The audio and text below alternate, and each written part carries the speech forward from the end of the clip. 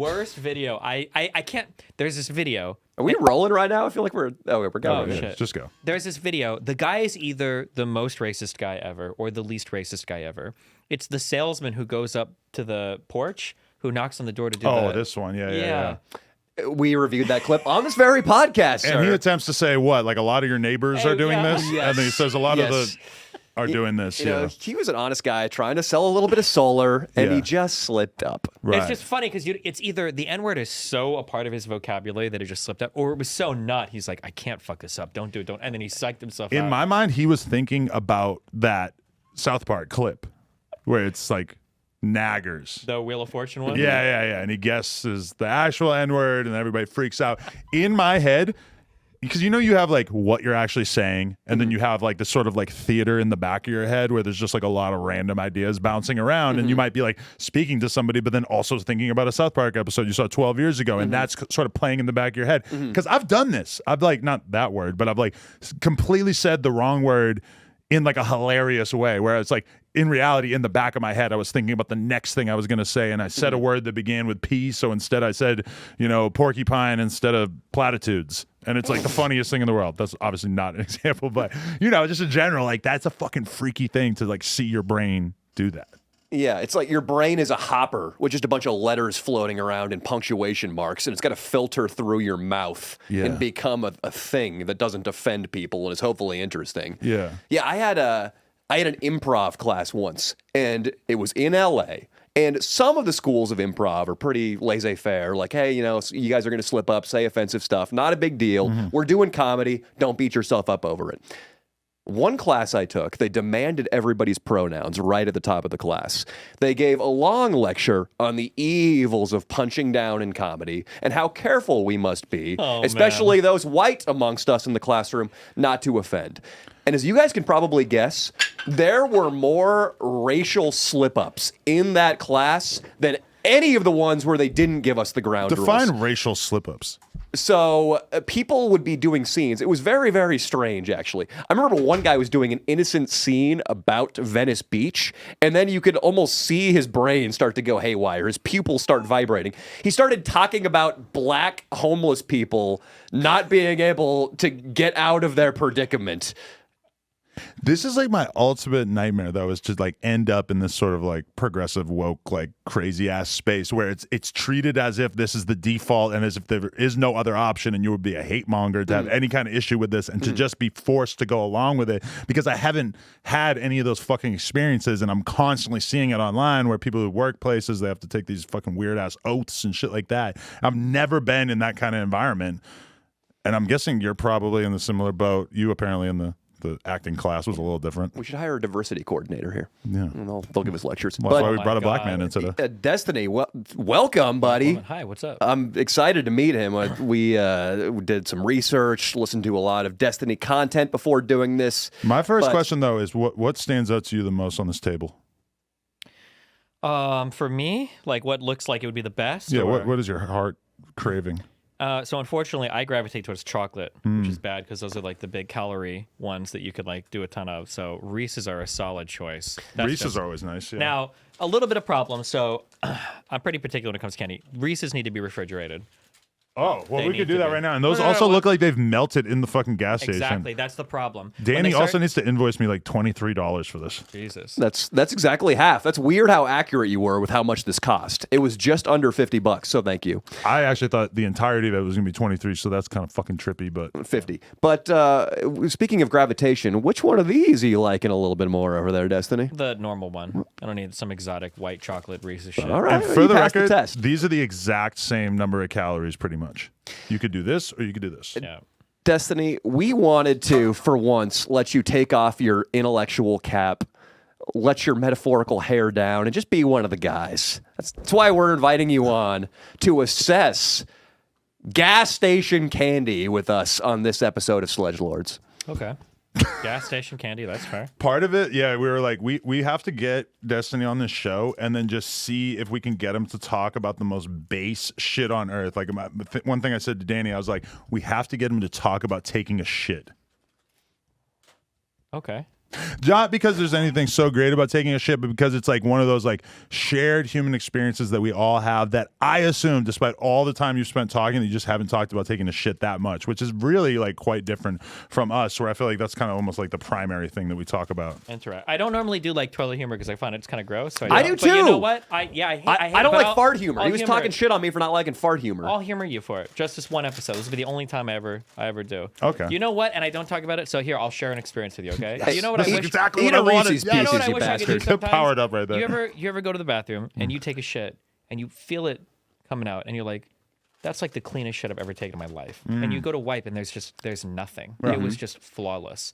Those are really good moments. That is the best. One and I'm- solid log, one piece exit. And I'm constantly having this experience with my kid, where my kid will take a shit and I go to wipe her ass. It's like nothing there, or it's like the smallest little piece of brown that I'm wiping off, which is way different than me as a man who's had multiple hemorrhoids throughout my life.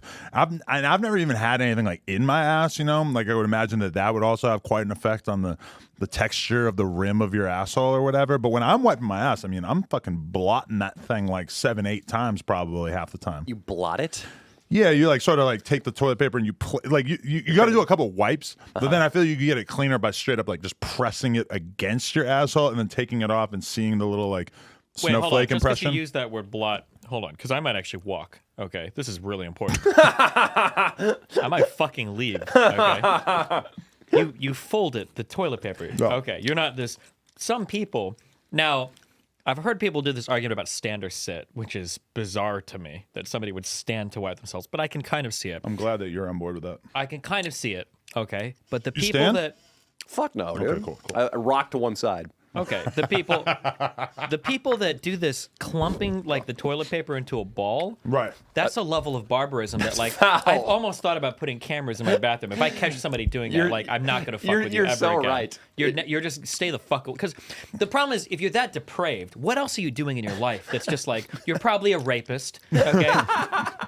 You probably leave shopping carts like in the fucking parking lot for everybody to run into. So you're saying, like, you probably taking- don't put shit back on the shelf. You got it when you're in the fucking create store, like a little right? snowball and just Yeah, and just like blot.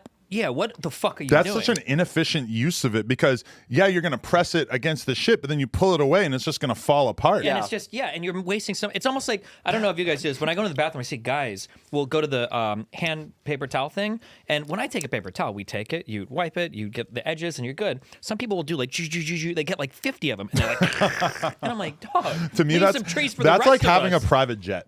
That's Yeah. like as wasteful as having a fucking private jet. It's like if you're just looking at that thing and you're like, oh, there's maybe 800 sheets of paper here. That might be completely wrong. But no, I'm going to use 40 of them. I don't give a fuck about the fact that this janitor is going to have to replace this roll. Like, that's just so unbelievably It's selfish. unbelievable. And these are the people trying to sell green energy to. There's no way. It's Destiny. I love it. So you might be familiar. I forget the name of the test or the criteria that identifies serial killers young. You probably know, but it's wetting the bed, starting fires at a young age, and then torturing animals. Yeah. Those are the three markers of a serial killer. The snowball ass wipe of it just I bet it's a better haphazardly indicator. assembled. I bet it is. I think they haven't been looking for it, but they probably should start.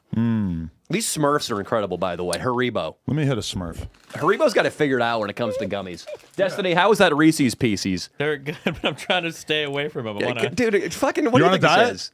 I'm always on a diet. Why? You'd be fat if you. That's the life of when you hit like 25, 30 and you're like, fuck. You're a kid and you're like, dude, it's so cool. When I get older, I'm going to eat whatever the fuck I want. And then you like stop running around so much and you sit at home all day and you're like, fuck, I can't eat anything I want. I don't remember the exact timeline, but I know that I was like 20-ish pounds heavier the last time I did the podcast with you, and I've been so fully like on the grind because this is something I've just really realized about myself as I hold up a bunch of Smurfs, is that I just do so much better in like when I'm doing the whole thing, when I'm like completely devoted, diet, exercise, everything. I have such a harder time When you just just do- making like manageable, medium-sized choices about what I'm doing in a day. I have the exact same problem. So because I'll get into this weird, sometimes self-defeating loop, and now I'm on it. Now I'm doing a good loop. Worked out yesterday, came here and everything. But I'll be like, I won't be working out. And I'll be like, why the fuck would I care about my diet? Like, let's say I eat a bunch of protein today. For what? It's going to be wasted. I'm not working out. Or if I want to go to the gym and it's like, I've been eating like shit. Why the fuck would I even try to work out? Like, it's not worth it, right? So there's like always an excuse to not do everything if it's not like all lined up. It seems like it has to be holistic. Yeah. Or like I'll get like no sleep and it's like, you shouldn't, I want to do cardio tonight. And in my brain, I was thinking that when I looked at all this, I was like, you can't let the fact that you just ate a bunch of random fucking sugar in the middle of the day stop you from making healthy decisions later in the day. Yeah. Which is important to keep in mind. That's why I wake up at the same time every morning. So I have the same thing that Destiny has going on. Whereas if I wake up at 7 instead of 6 a.m., which is when I wake up, I think in my head, oh, the day is shot. We're off our regular schedule. Now I have a psychological out whenever a difficulty arises. Yeah. Am I going to make the choice to work out today, to write, to record a video? I could just jerk off an extra time. Fuck it. We're already off on the wrong foot. And I heard somebody describe it one time as like, it's very important for your day to feel like a cascade of small wins. Victories, yeah. Start your day off. You know, you eat your healthy breakfast the same way. You work out the same way. You take your shower. You make your bed. You got to like have all these boxes checked off. So then when inevitably you get stuck in traffic for an extra 45 minutes and you're fucking annoyed that you don't feel like the whole day is fucked up from that one small W. But meanwhile, or one small L. But then meanwhile, when you picture a day where you wake up and your fucking bathroom is flooded and your kid has to go to the doctor, all these things are happening that just completely derail your day. You have to also take a look at those set of circumstances and say, okay, it's fine if I don't accomplish anything of substance today because realistically, life just hurled all this terrible shit at me that I have to deal with. Yeah, it's like for me, checking Instagram is the surest way to derail myself. Or checking analytics on my YouTube channel. That is the chink in the armor of the succession of good decisions. Stop Asian hate, but yes. Damn. Sorry. Yeah, basically anything that scrolls on your phone is the fucking devil. I almost want to get rid of the scroll function because if you can scroll it, it's probably destroying your fucking brain and then destroying your fucking life. But you are very structured with that because I heard you talking one time on something and you were like, you go, I don't look at Vosh's subreddit much. I might look at it like once in the morning. Oh, and wake I up was and check thinking, into it, and I was just thinking, I'm like, that's funny that he has like almost like a scheduled time in the morning where he's going to sort of do his death scroll of like looking at places online that are essentially, you know, not hate sites for you, but it's a bunch of people who probably don't care for you so much congregating there, right? In the morning? Yeah, well, I try to time it because now what I've done, oh my God, I've never had sleep issues until like 2 or 3 years ago. And then for some reason, 6 hours. After I've slept for 5 to 6 hours, I wake up and I'm fucking wired. And I've read a lot about sleep issues, but I'm too lazy to implement anything because I'm one of those guys that knows everything but does fucking nothing because I'm a fucking idiot. But I finally did the thing. Have you ever heard of sleep hygiene? No. It's basically just like making sure that your sleep environment is for sleeping and fucking. That's it. So I finally started doing this thing 1 week ago where I'm going to go to sleep and I'm going to leave my phone outside of my fucking room. I'm not going to sleep with my phone under my pillow near my bed. I'm not going to do that. And you ever fuck your girl while she's sleeping? I have before, yeah. But I mean, we don't get very far until she wakes up, obviously. That's a thing. That is a thing. This is gross, by the way. A lot of girls like being woken up that way. True. Well, yeah, make sure they like it beforehand. Be careful. That's not advice. Careful. Yeah, no. But for me, it's like advice. I'm not gonna fully insert my penis while she's sleeping, but I will be like rubbing up on the booty and like getting in there. So like as she awakens. Also, I have a kid now, so this is like ancient fucking history that I haven't had to do in a long time. But True. I want to hear about the sleep hygiene. Well, yeah, I was just gonna say that I leave my phone outside of my room, and that's actually helping a lot. Yes. Leave my phone inside my room. Now I actually sleep through the full night, or if I wake up, I can fall back asleep. I'm not tempted because if you haven't figured this out at home, if you wake up a little bit and you go to check your phone, you're done. You're awake for the rest of the day. You're never going back to sleep. But now what I do is I do my scrolling.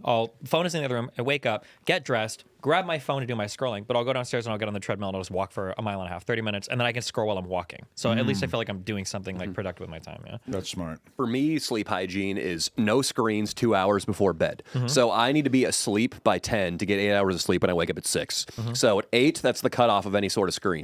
Also, any sort of light entering to your bedroom is terrible for how deeply you sleep. And that extends, my girlfriend bought, she was so pissed, she spent $300 on a new humidifier. But the thing glows like a fucking nightlight. Yeah. And I was like, unplug this thing or take it to a different room. It's gone. Yeah. Tinfoil on the windows, tape up the fire alarm, Fuck that. It's getting a sheet of duct tape over it. Everything needs to be pitch black. But okay, I have a kind of good like A/B test for this because my girl just left for 3 weeks and took the kid with her. So it was like I kind of got to see what my life was She's like never coming back, without dude. a wife and kids, you know. And it was depressing and kind of boring and that's felt good. like it was very much like lacking in meaning. But at the same time, I got to see what it was like for me to be able to like easily get 8-9 hours of sleep a night versus when the kid's around. A lot of times, it's what the So sorry, dude. I'm so sorry.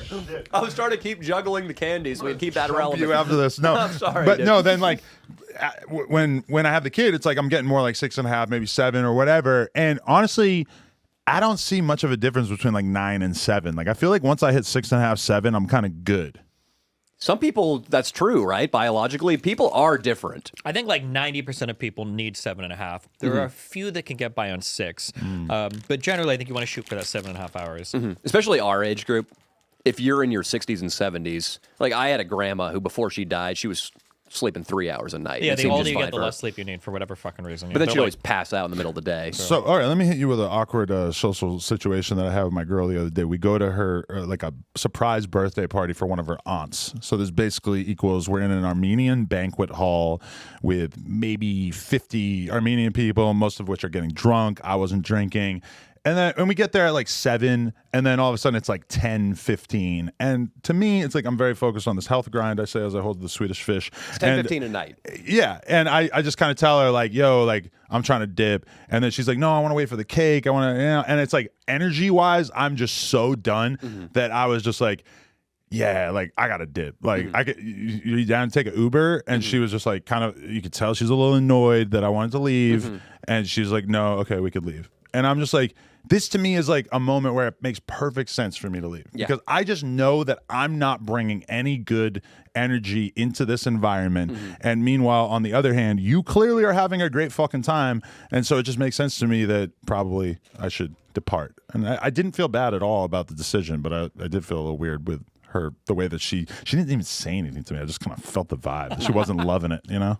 I'm totally on Team Adam on this one. And this, I heard you guys talk about this extensively when Destiny was on, or was in this network last, is my girlfriend's a lot younger than me. I'm 33 and she's 23. So it happens constantly where she's going out and, to be honest, probably cheating on me because I go to bed at 10 p.m.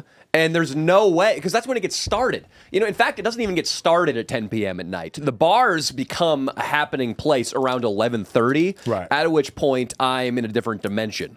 So, and again, with my rules, the no screen thing, I get in bed by 9 and I'm already laying there waiting for the Sandman to take me. Yeah, you basically have to be lame. And that's why I don't think I could date a girl in her 20s. Because I don't think I've ever, I don't know chicks in their 20s who are like as boring as I am at this point in my life. Yeah. Like I don't want to be in a relationship where the girl's going to want to go out, go to clubs. Like, because I have all these fucking opportunities right in front of me that I could very easily engage with. Like I could really live this like high flying life where I'm, you know, going all the UFC, go crazy, all the UFC fights, all these clubs, all these parties or whatever.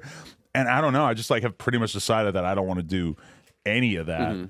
And I would just hate to be in a relationship with somebody who is like putting pressure on me to engage in more of that. Although then I also am conflicted where I think that I might be like kind of torching a lot of the good opportunities I have because I'm kind of so isolated. It's a beautiful stage of life that we've reached, though, where we're so passionate about what we do for a living that we would rather give ourselves every advantage in that and get our 8 hours of sleep and not be hungover. That's way more exciting than going and chasing some platinum blonde skank at a bar. But you're not tempted to go to the club after with Fresh and Fit?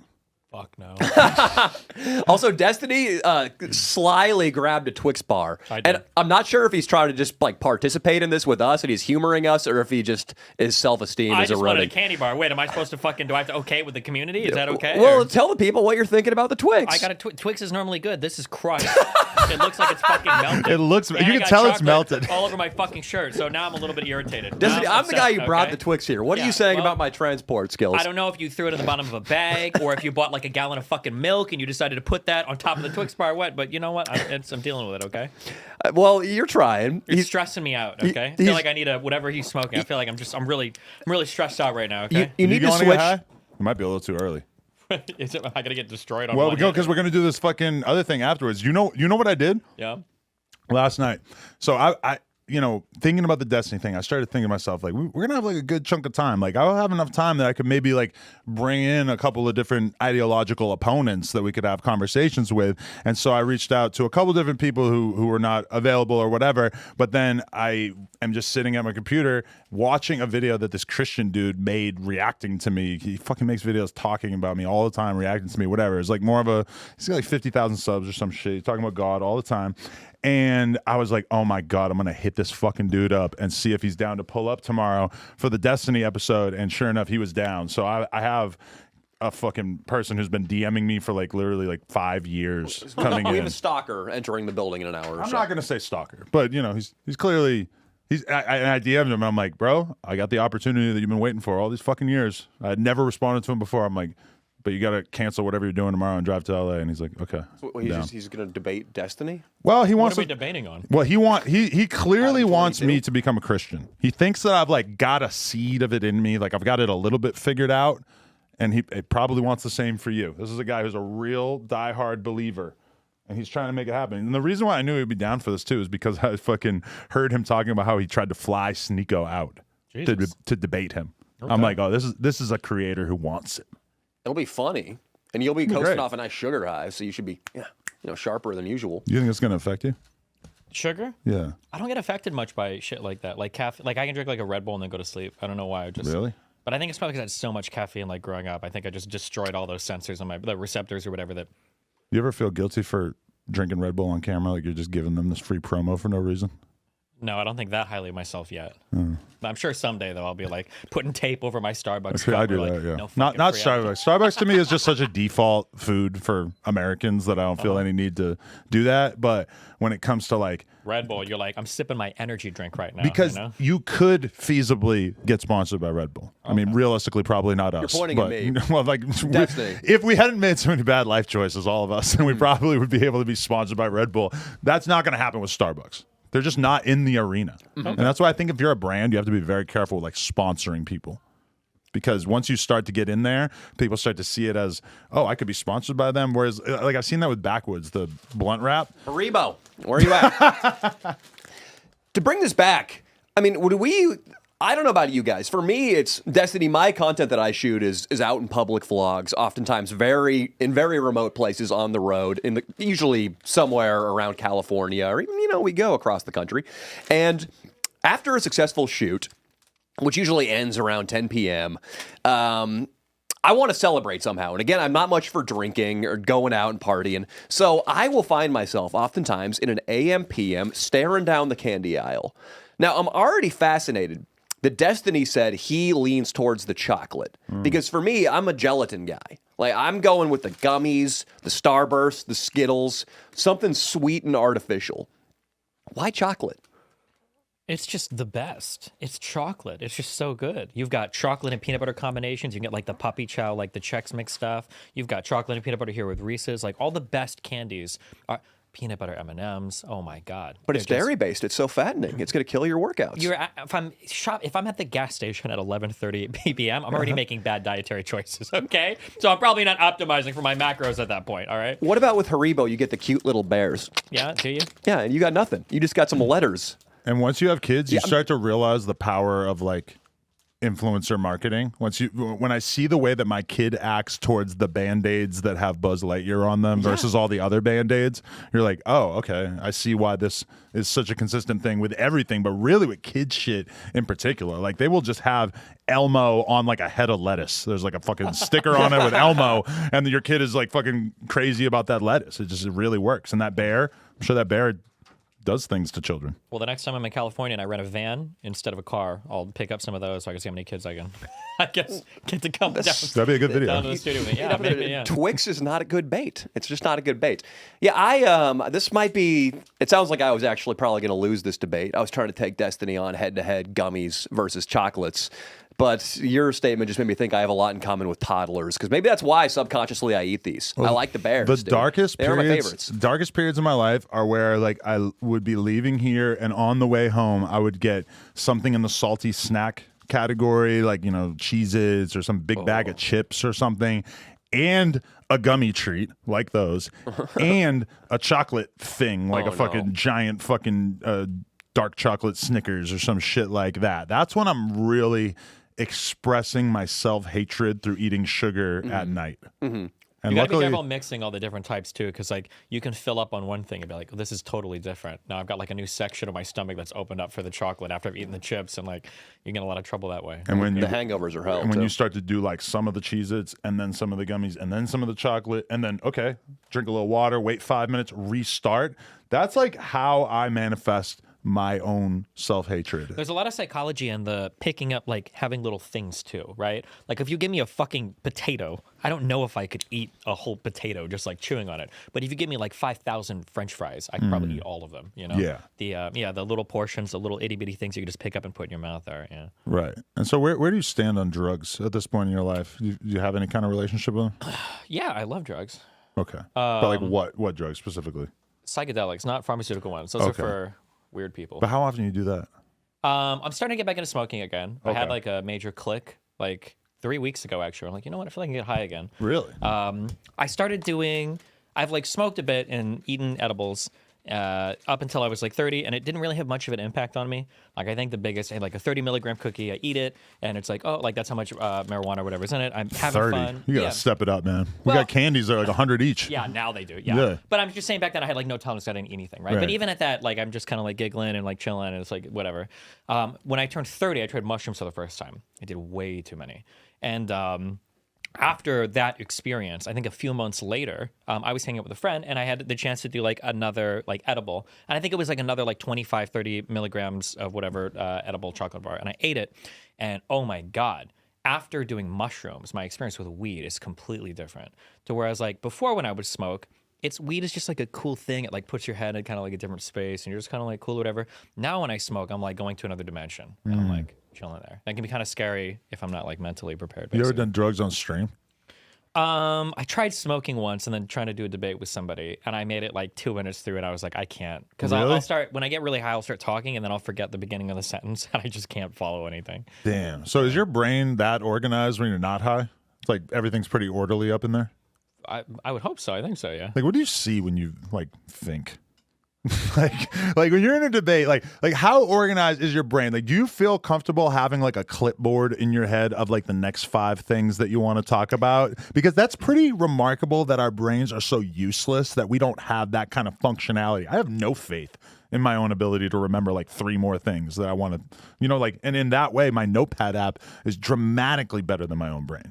I bet you could, though, if it was a topic you've talked about a bunch, right? Yeah, I was a real Yeah. expert for People sure. seem Yeah. to like play games and chat and argue and do that all at the same time, but the reality is it's usually an argument I've had like 50 million times before. Right. Yeah. It's like when I'm playing poker, I could have a 100% conversation with you, or maybe realistically like an 80% conversation until things start getting intense, and then and I see it even with the best poker players where they're playing and their brain just slows to a crawl, and they're fucking using the wrong words, and they're talking really slow and stuff because they're so much of their brain is being overpowered by it. And like another thing that happens to me is I'll be watching a podcast while I'm playing poker, and a fucking big hand will pop off, and I will immediately completely forget there's a podcast playing, and then like the hand, say it takes 3-4 minutes, then I realize like, oh shit, I have to fucking rewind 3 full minutes because I was just, and I forgot that the shit was even playing. It's kind of intense. But when you see him playing games, it's like, it just appears that like you don't need a ton of brain power because it'll you're be- like solid enough It'll with be the exact same thing when I'm playing games. If I'm talking to somebody and we're going to argue about abortion, I already know the next 30 things both of us are going to say because I've had this a million times. So I'm playing the game. But if you watch me have a conversation with somebody where it's a challenging topic, it's either a new topic for me or we're going into an area I haven't been in before. If you watch the game that I'm playing carefully, I'm usually just running around in circles because I can't focus on both. You can't multitask. Brains can't multitask. So I'll stop basically focusing on the game and then I'm focusing on the conversation. You ever play Pokemon Go? No. The best. Is it? No, it's not. It's a disgrace. Well, it's a big part of my cardio grind. That's what keeps me going. Hey, if it works That's for why you. the guy in your neighborhood doesn't respect you. Let's talk about that. All right, there's a guy who runs in my neighborhood. Hot guy. You'd love him. He looks like he probably is a model or an actor or some shit. These are gross. I had high expectations for the fruit gushers. They're not as Wait, good wait, as the wait. little. I have trade so you. many good memories of gushers as a kid. They're not as good as the ones you had when you were a kid. Okay, part of the problem is, again, these are fucking stuck together. It's the 76 Oh, God. on Now Burbank it's- Boulevard, dude. It wasn't me. Continue though, Adam. All right, so this guy's running around in the neighborhood like every day. I see him out doing cardio in the neighborhood. He has never done the like, hey, how you doing thing. He's never looked at me, my girl. We've had conversations with other people in the neighborhood. We think that it's not about us. He's not just a no jumper hater or anything like that. It's like he actually does cardio in this neighborhood and never makes eye contact with anyone, never says hi to anyone. The other day, my kid fell off her fucking bike in front of him and starts crying her eyes out. Luckily, she was totally fine, but he didn't even react to that, which to me means that this guy at some point has made the decision that he has chosen to interact with his neighborhood and this world like that. Like he just doesn't want the added pressure, responsibility of having to say hi to people. And I'm just curious, like, do you think that you owe that to your neighbors, like a decent amount of just like, hey, what's up? No, fuck that.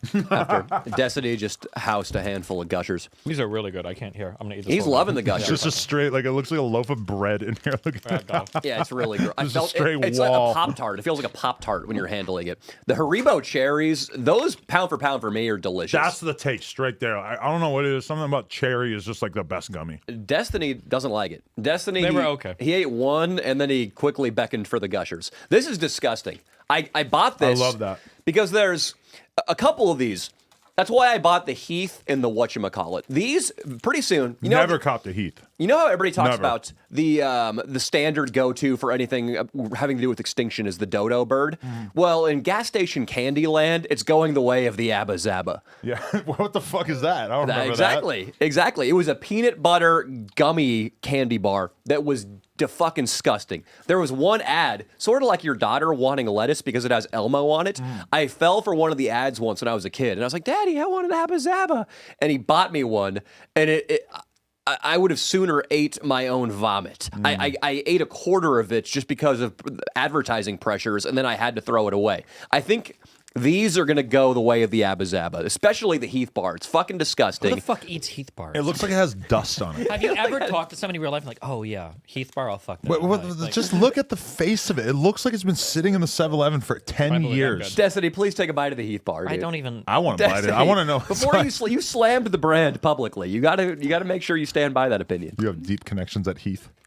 It's disgusting. Look at dude. this. He's chewing so loudly. I don't even know what the fuck is in it. It's disgusting, dude. It doesn't smell good. The whatchamacallit was way better. Oh. What is it? It's one step away from going bankrupt. I remember trying this one as a little kid, and I'm just like reconnecting mentally with it. That's fucking weird. It's gross though. This feels like a candy that you accidentally buy and it's sitting in the back of your cabinet, and then you're at home one night and you're like, man, I really want some chocolate. I want to walk somewhere. And then you try the Heath bar and you're like, I should just eat nothing. And it doesn't satisfy it. You feel even worse. Because do you have the memory of going to your grandparents' house as a kid and they would just have whack candy?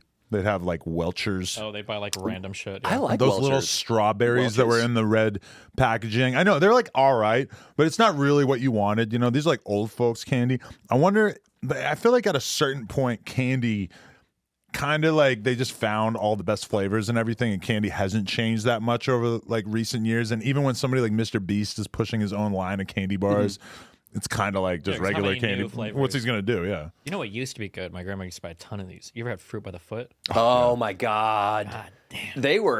That was currency in middle school. They And were so good. I want to run a theory actually semi-relating to fruit by the foot. But what And was the one that actually- was like a sheet of like gummy paper? That's just called fruit roll-ups. Fruit roll up. Fruit Yeah, roll-ups. I yeah. didn't like the fruit roll-ups much because you had to fuck with them a lot to eat them. But the fruit by the foot was just, Oh my the God. packaging was perfect. But all those were very fascinating as a kid because it was like you could just do so much with the gummies, you know? And then Destiny and Adam, remember when you got to the butt of the fruit by the foot? Oh, and it was like a little folded over? It was thick. Mm. It was like a bonus. You ever do the thing? Okay, now we're getting into very esoteric eating habits. That's what I want to talk about. You ever have pizza Lunchables? Oh yeah. Oh yeah. You ever do the thing where you put barely any on the first two pizzas, and then on the third one you put all of the extra cheese, and you've got that monster fucking. And then you scarf down the little Skittles package it comes with too. I learned this from my Uncle Joe, rest in peace, but I used to go through the Cheez-It box and just pluck out the ones that looked like they had been burnt a little bit too much by the oven. And I would set those aside, eat those separately because I liked them way more, and then put all the regular Cheez-Its back in the box. And this would piss my fucking dad off because he would know that there weren't any burnt ones in the box. And now Cheez-It actually makes like a burnt, like a extra toasted flavor. and it sucks. shit. It's Oh, and no. it's okay, but it's not anywhere near like as because I like burnt food. I'm not gonna lie. I like a burnt piece of pizza. I like a burnt. Anything pork that's burnt is like always like you can't over. Somebody's gonna make sense, but you can't overdo pork. The crispy shit on It's the just edge of so everything good. is the Yeah. best part. Like if you give me mac and cheese, it's like the crispy fucking edges are the whole thing. I'm not a burnt guy. Oh my god. He's a bitch. It's interesting. That's usually characteristic of black peoples. They enjoy their food to be more cooked. And there was a time. thing? There was a time when I worked, and I want to get back to I want to get back to my my socioeconomic starburst theory. I got to run this by Destiny. Okay. Oh, sorry. Yeah. But I worked at a restaurant one time when we took wagers, or one of the chefs took wagers on a bunch of short ribs went out to an all-black party, and he took bets on how many would come back with complaints of being undercooked, and it was around 70 or 80%. Jesus. Wait, so a black party thought 80% of the ribs were undercooked? This the is very that short common ribs.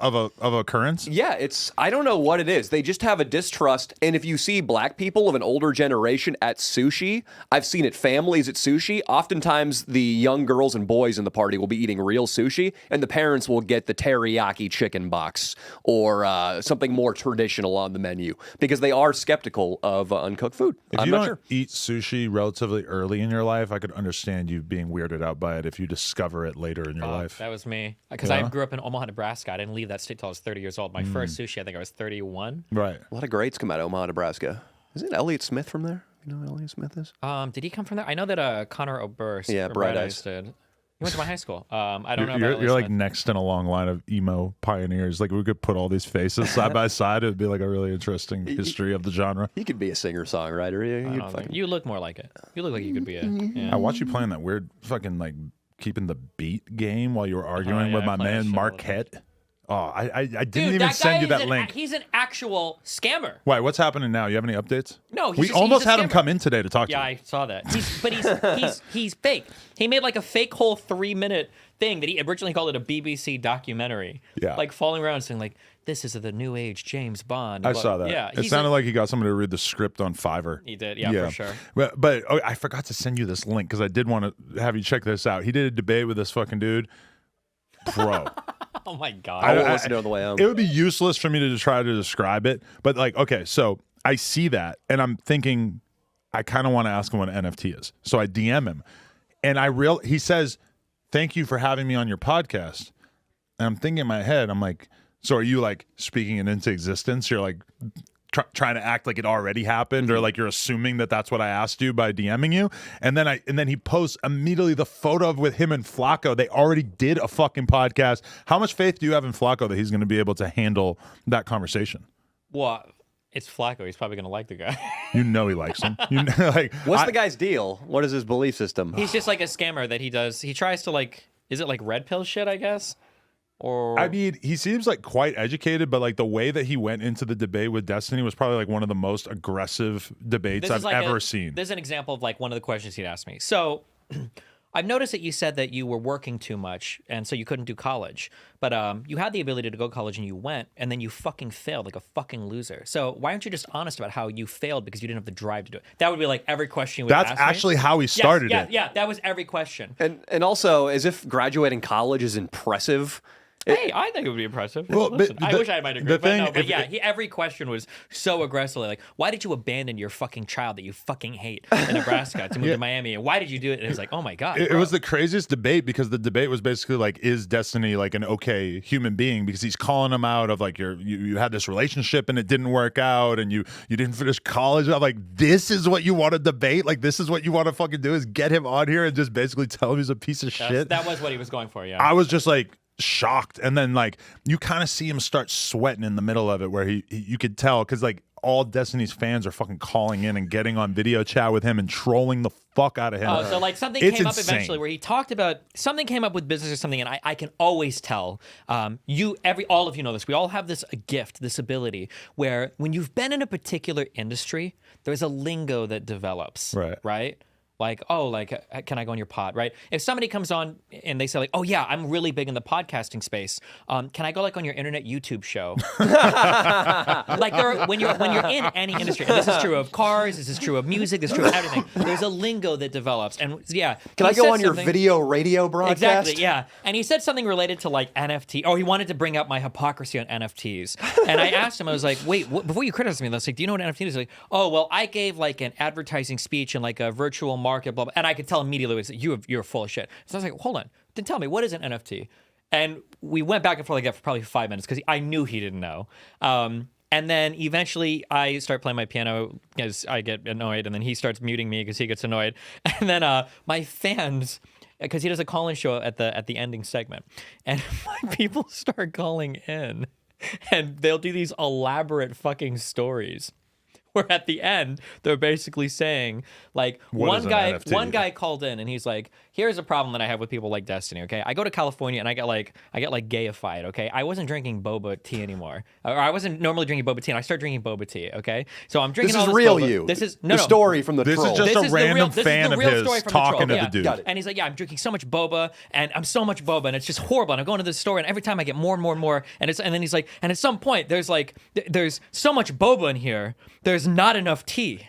Not enough tea. There's not enough tea. NFT. NFT. Do you know what an NFT is? And it was like this whole like 20-minute K cappuccino in chat. He's the one that did it. But it was so insane. funny. Like, Good for him. That'd be tough to reverse engineer like what words end in NFT. It was so bizarre to see his fan base's minds like all coming together on like the best way to basically ask this guy what Troll the fuck NFT out of this is. shit. But yeah, I guess he took an emergency vacation. He dipped out and like went to the Bahamas or some shit, so he wasn't able to be here. I don't know what he's up to. apparently, he But crypto scammed his audience for Yeah. $2,000.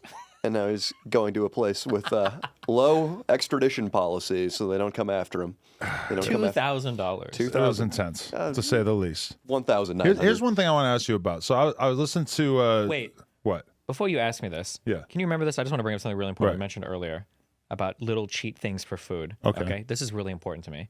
Have you ever had Long John Silver's before? Oh my God, that is Not always, in a long time, but I've always wondered who the fuck eats there and if it's actually legitimate. There was a Long John Silver's in Sacramento where I grew up, and it was advertising fresh seafood.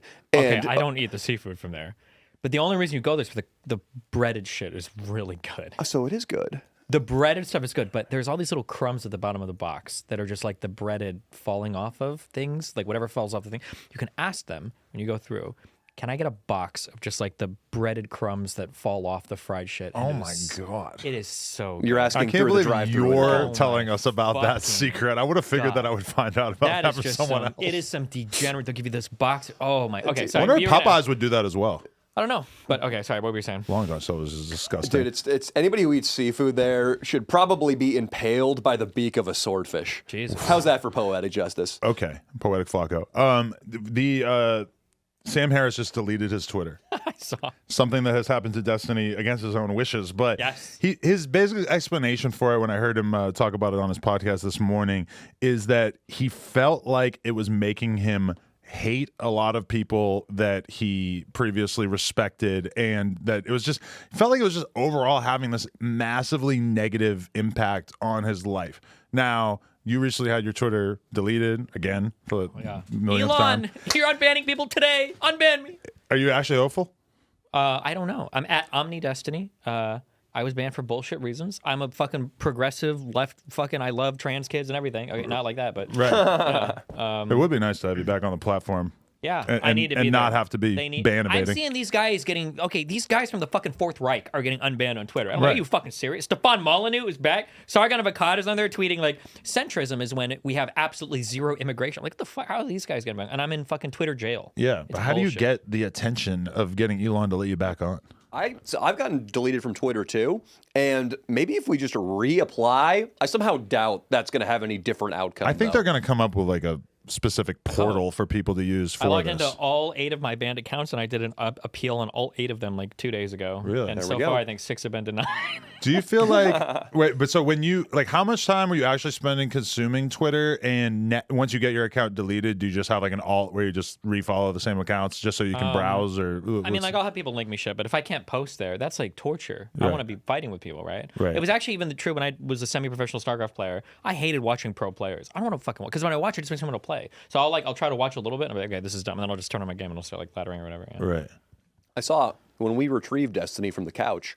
Were you playing some Age of Empires out there? Or No, it's a game called Factoria. Okay. How you doing? This is a window into the type of dude he is. He sits down on the couch for maybe like a half hour before this podcast starts, and he busts out his laptop. Did you ask for the Wi-Fi, or you have like a little thing? No, it's just a local game. It's a. Oh, okay. Yeah. But he starts You're not gaming even on online, the couch. huh? What? You were just playing against the computer? No, it's not against the computer. It's against yourself. But do you have specific goals you're trying to accomplish in this game trying right now? to build a laboratory that makes shit, and so you can make more shit, and then it keeps making shit. He was trying to retrieve the Harpy spear out of the Forbidden Woods. Okay, when I think about this though, sometimes you could be taking your time and putting it into one of these games that like millions of people play, in which gaining clout in these games actually matters, right? Well, my bread and butter is now it's like political debate, right? Right. So you've given up on like actually trying to be really elite in these other games. Oh, okay. Well, damn, you make me sound old and fucking over the hill when you say it like that. To me, just playing these niche like underground games, like I kind of struggle to like understand the purpose of building up a lot of status in these games that It's are just not about fucking status, irrelevant. It's just about It's about mana, dude. I think you have a much better attitude on gaming than me, to be honest. it's fucking irrelevant. It's Factoria. It's one of the best games of all time. Fuck you. I don't know. Fucking irrelevant. I'm just like lost on a lot of it. I've been out of it since I was like 16. Yeah. Tony Hawk 2, that was kind of the end of the road for me. For me- Final Fantasy 7, Tony Hawk 2, I was done. It might have been San Andreas. Grand Theft Auto San Oh, Andreas. CJ, what a great game. Yeah. Awesome, dude. Carl Johnson, the fucking best, dude. San Francisco, Los Angeles, Vegas, all at your disposal for whatever crimes you'd like to commit. Do you But know yeah, who T Grizzly is? Who? No. I'm going to get you on the T Grizzly GTA server so you can go hang out with some rappers, some real gangsters. That'd be sick. Destiny, those Trollios or Haribo Smurfs are amazing, aren't they? Here's a problem that I have, okay? Here's a problem that I have, okay? Let's hear it. When I eat some candy, I can't tell if it tastes better because my favorite color is blue. But you're liking those. I like them, but I don't know if I actually like them or if I just like the candy because it's blue. That's a problem that I have. I'm not sure sometimes. Does it really have a different taste or? I think blue is a very pure color. You associate it with the freedom and the peace of the ocean. Like if you give me this and they're yellow, I don't think I'm going to like them. But I love them right now. They're good, dude. I think that's the number one favorite. Destiny and Adam, both of you have said positive things about the Haribo Smurfs. Oh, they're I great, think it's a winner. But I'll talking go about for those cherry things over them. And they're very similar when you think about it. But then the blue, it does taste different. I back the blue. I back the.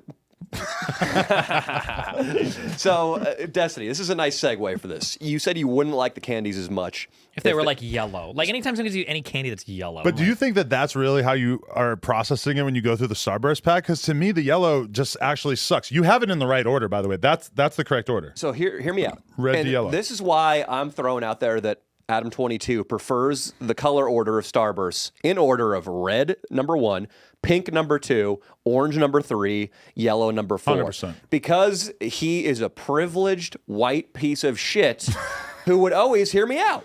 The kids, one of my buddies told me this when I was about 18, and I was like, oh my God, that's fucking genius. Poorer kids, and maybe even people of color, will have a preference for yellow and orange because when they mooch off the rich kids who bring candy to school, the rich kids are only going to shell out the orange and the yellow. Wow, that's just a class analysis I've never heard before. It's That's insane. genius. Red Starbursts equal privilege. Yeah, and pink. And pink. And How pink. awesome must you be if you're the friend that loves like all the dog shit candy that nobody else likes to eat, and you just get like all of the leftover shit? Did you ever know kids who didn't eat candy, though? Like, is that even possible? Candy was, I grew up, as we all did, in a time when people were just scarfing fucking candy. I didn't know any parents, like holistic parents, who were only letting their kids eat tofu. No. Right. But that would be pretty cool, though, if you could convince your kid that candy sucks and that they should just be like this vanguard that just rejects it. What are you going to do with your daughter? I think you can do that a little bit. Here, so my kid wants to be picky. I was so picky growing up. But it's just my parents would always give in to me. And I knew this. I remembered at a very early age that if I walk around and I act weak and sick, my mom will give me whatever the fuck I want, right? But with my kid, my thought process is I've read a lot, okay? I've watched a lot of videos online. I've read a lot of shit. Starvation is very painful, a very bad way to go. You're not going to starve yourself to death. So if I tell you you're going to eat this shit or you're going to fucking starve, I know eventually he'll eat it. And it's good food. But Yeah. if you give in to them, they will always want like chicken nuggets and cheeseburgers, and they'll miss this whole wide world of food out there. Yesterday at Thanksgiving, well, like late Thanksgiving on my side, my fucking mom serves food, right? It's ham, mashed potatoes, green beans. Not the fanciest Thanksgiving Thanksgiving dinner, right? But I make the little plate for my kid and I put it in front of her, and right away she starts eating a piece of ham and she's doing good. And then I don't even like see it happening, but somebody just slips a fucking a bowl of Cheerios in front of her. Oh no! She's what the so fuck? done with the fucking ham and the Why would and the you green. do that? I know, and I missed it happening, but I'm like, there's no chance that she's eating the healthy food now that she's had some Cheerios. It's just not happening. The one rule that I have, especially because me and his mom are separated, Right. But if it's me, his mom, anybody else that comes in, this is always the most important thing for me. Is I don't do the nice mom, bad dad, or nice dad, bad mom shit. Always the same 100% same rules. I don't ever want my kid feeling like, oh, mom said this, I'm gonna go to dad and he's gonna do that, or dad said this, I'm gonna go to mom to do that. But so you just lean on her to tell you the rules, and then you stick with the rules? We'll talk about them, right? Okay, yeah. So you want to, not to get too deep. Wait, how old are your children? 2. Only one kid. She's Okay. 2.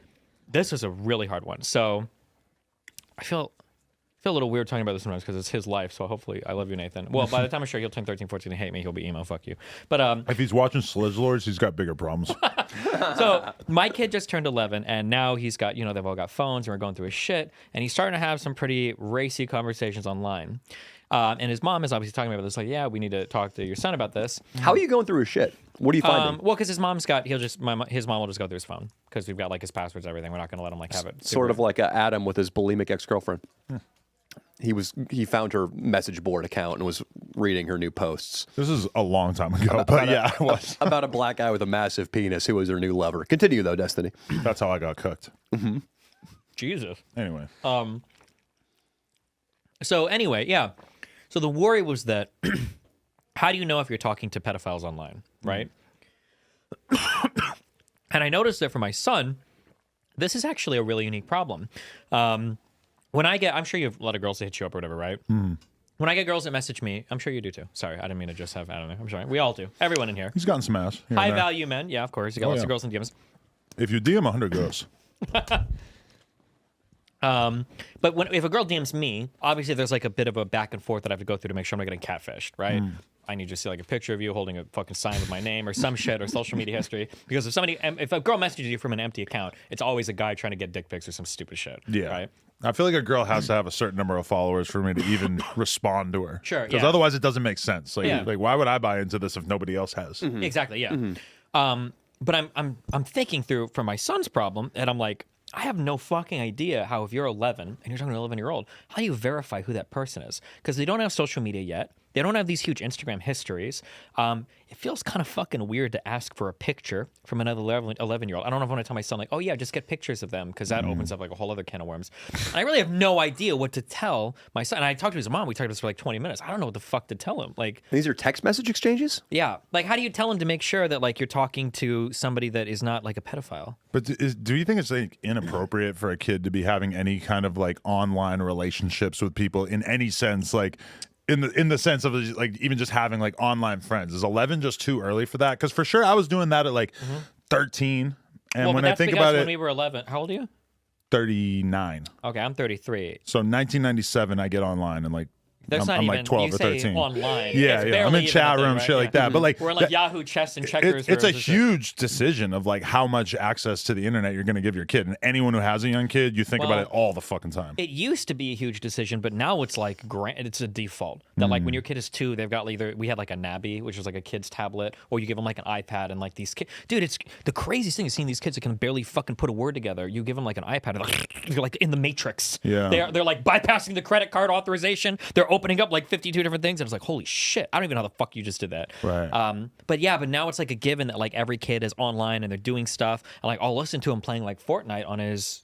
Dude, I feel so old. What did I buy him? What's the thing? It's not a Switch. Switch? No. Yeah, it might be a Switch. The Yeah, I'll listen Nintendo to- Switch? Yeah. You're a fucking gamer. You don't know what a Switch that's is? true. So he's got his I knew what Switch was. he's got his I Game did. Boy. He's got his Game Boy. Yeah. He's playing, and I'm hearing him talk, And this is just my mind being fucked. But he's talking. There's like 3 other little kids who are like, let's blah, blah, blah, blah, blah. And I'm like, dude, if I was a pedophile, this would be awesome. Because there's so many children online. Like, Pokemon Go made the specific decision to not have DMs and to not have any way that you could like interact with anybody through the game besides just the pre-selected chat messages. Yeah, like you could send each other gifts back and forth, and that's it. And I always thought that was interesting because it's a game that's going to attract a lot of fucking older people and a lot of really young kids. And so, yeah, like the whole DMing thing would just be opening up a whole world of bad shit that could happen. But like, there's a shitload of other games like Roblox or whatever where I'm pretty sure you could do all that stuff. Yeah. Trying to think. We, as 33-year-olds, I'm 33 also. Me as well. Good age. Yeah. It's pretty solid. So But way better than 39. Fuck you, Adam. Eat your orange Starburst. I just had a birthday like 2 days ago, guys. Come on. We, growing up, we had the fucking internet, and we go to ebombsworld.com. Or Newgrounds, or we would hit YouTube, and there was like the Maria. We had that kind, the Numa guy. But then I didn't spend significant amounts of time online until MySpace. And even with MySpace, it was primarily my friend group. And I was almost 18 years old, and so our brains were developed. What's going on now? Because I've heard issues of like, there was a big controversy at YouTube. A girl, like a fucking 15-year-old girl, did a bikini review channel for her like friends and other 15-year-old girls. What do you think 98% of her audience turned out to be? Guys in their 40s named Chuck. Oh my God. So they had to turn off all the comments on like kids' content. And it would just be fucking nuts to know that your children are exposed to that. Here, this is the issue. So, backing up broadly, what people don't realize is it's like the Joker in The Dark Knight, where he says like people are only as good as society lets them. It sounds like a corny line, but it's true. I think a lot of society is kept on rails. If you go back to our time, if there's like a 24-year-old talking to a 16-year-old, if they're dating, that guy had to do a lot of pretty creepy shit to get in that position. Like, if you're a college kid, you really should never be seeing high school kids unless, like, maybe seniors are showing up at parties, or maybe you've got, like, a younger brother or sister. But otherwise, these just worlds aren't mixing very much, right? Especially as the age gaps grow. You're just not in the same areas, so you shouldn't be having those relationships. And if you are, you're probably fucking creepy. There's probably some weird shit going on. But the internet changed everything, and then it started to throw together a bunch of 13, 14, 15-year-olds with a bunch of guys in their 20s and 30s. And I am very much of the mindset that when men and women are thrown together in the same area, there will be fucking. This is why anytime people will say shit like, oh, don't shit where you eat, don't fuck your coworkers, every coworker is fucking. They're all fucking. If you were stuck on an island with 10 supermodels for like a month and you're the only dude around, you're probably banging most of them by the end of that I'm month, just glad right? they were of age in this I thought he hypothetical. was going way darker with that. 3 6-year-olds dripping Three wet. 6-year-olds, It almost became a Mr. Girl hypothetical. Yeah. Jesus Christ. No, he was fucking unloading the hypotheticals on us. Like, he has hypotheticals on deck that will get you to admit to shit if you're not very, very careful. Like, he was really like running circles around me and Flacco. I was like, I feel very uncomfortable So with this this. girl is a 15-year-old, but she's in the DBZ hyperbolic time chamber for 3 years, okay? And you're a 15-year-old, but you're in a 35-year-old's body, and she doesn't know that you're actually and it's like, okay, well. And that's what Destiny's talking about. The problem is just guys are so programmed to never reject an opportunity to procreate that's where it is. That's why a guy at his office, it's, I mean, if the secretary offers it up, if the girl in the next cubicle makes it easy for him, he's probably going to cheat on his wife. I wouldn't trust him to do it. And it's hard to have like, because if I go out and I see like teenagers, they very much look like teenagers, right? 15, 16, and they act like teenagers. They're loud, they're annoying, they're obnoxious, very much so. And it's very easy, even in a real life setting, to kind of like filter it out a little bit to where it's like, okay, like this is a whole other fucking thing. But online, when you don't see the teenage behavior as much, you can't see them. It's very easy to personify people as like a woman that might be for me, and it's okay that she's only 13. Like, she's mature. Like, people start telling lies to themselves and shit. And I think people need to be more aware of that and more honest about like when people of all ages mix, there's gonna be some 30-year-olds trying to fuck some 14-year-olds. Like, that's like an inevitable facet of human nature. So do you see some value? We were talking earlier about how Adam and I, we don't need the nightclub scene. We don't need to go out because we've experienced so much of it already. We know where doing cocaine at 6 a.m. on a coffee table is going to lead to. You're going to get your limp dick sucked by a chick you just met, and you're going to wake up at noon feeling awful. Yeah, absolutely. I did that so much, dude. Yeah, is that actually true? No. That's I think I've been in one club in my life. yeah. It's not. I've done it enough. It was fun going to Vegas and doing a bunch of Molly when I was in my 20s. That But sounds like a fun time. do you think it's important? Like, what is the best way for guys to master their self-control so that they aren't cheating on their wife with a new chick at work, or that they aren't DMing a 14-year-old on Instagram? I'm the absolute worst. Oh, I won't reach out. I would never DM a 14-year-old. And I always Fuck, ask for dude, ages. too late. I always ask for ages when people message me. But, like, when it's about self-control, I don't ask me that question. But is there anything that, because I feel like I've heard you have an argument like this. Is there value in guys having a lot of sex when they're young and single so that they know where that leads, how it feels, how it's not going to actually make them happy, and then they can put it in perspective when a chick at work rubs her cleavage up on their elbow? I'm just the worst person to ask this question. I'm in an open relationship because I will never be faithful my entire life. I still cheat. In my open relationship, I've had issues with me cheating, okay? I'm the worst person to ask. That girl rubbing her cleavage up, we're going to fuck if she wants to the night, if she's of age, okay? This is the thing, is that Yeah, all talk of to Adam on this one, okay? all the shit that I've done in my life that I am now capable of telling everybody out there that they don't need to do. Like, you don't need to feel like you need to fuck hundreds of girls in order to like have the sense of self-worth. You don't need to do every drug to know that doing drugs is a bad use of your life or whatever. But then at the same time, it's like the only reason why I have an interesting perspective on life is because I can sit here and fucking talk about all this shit with actual real world experience.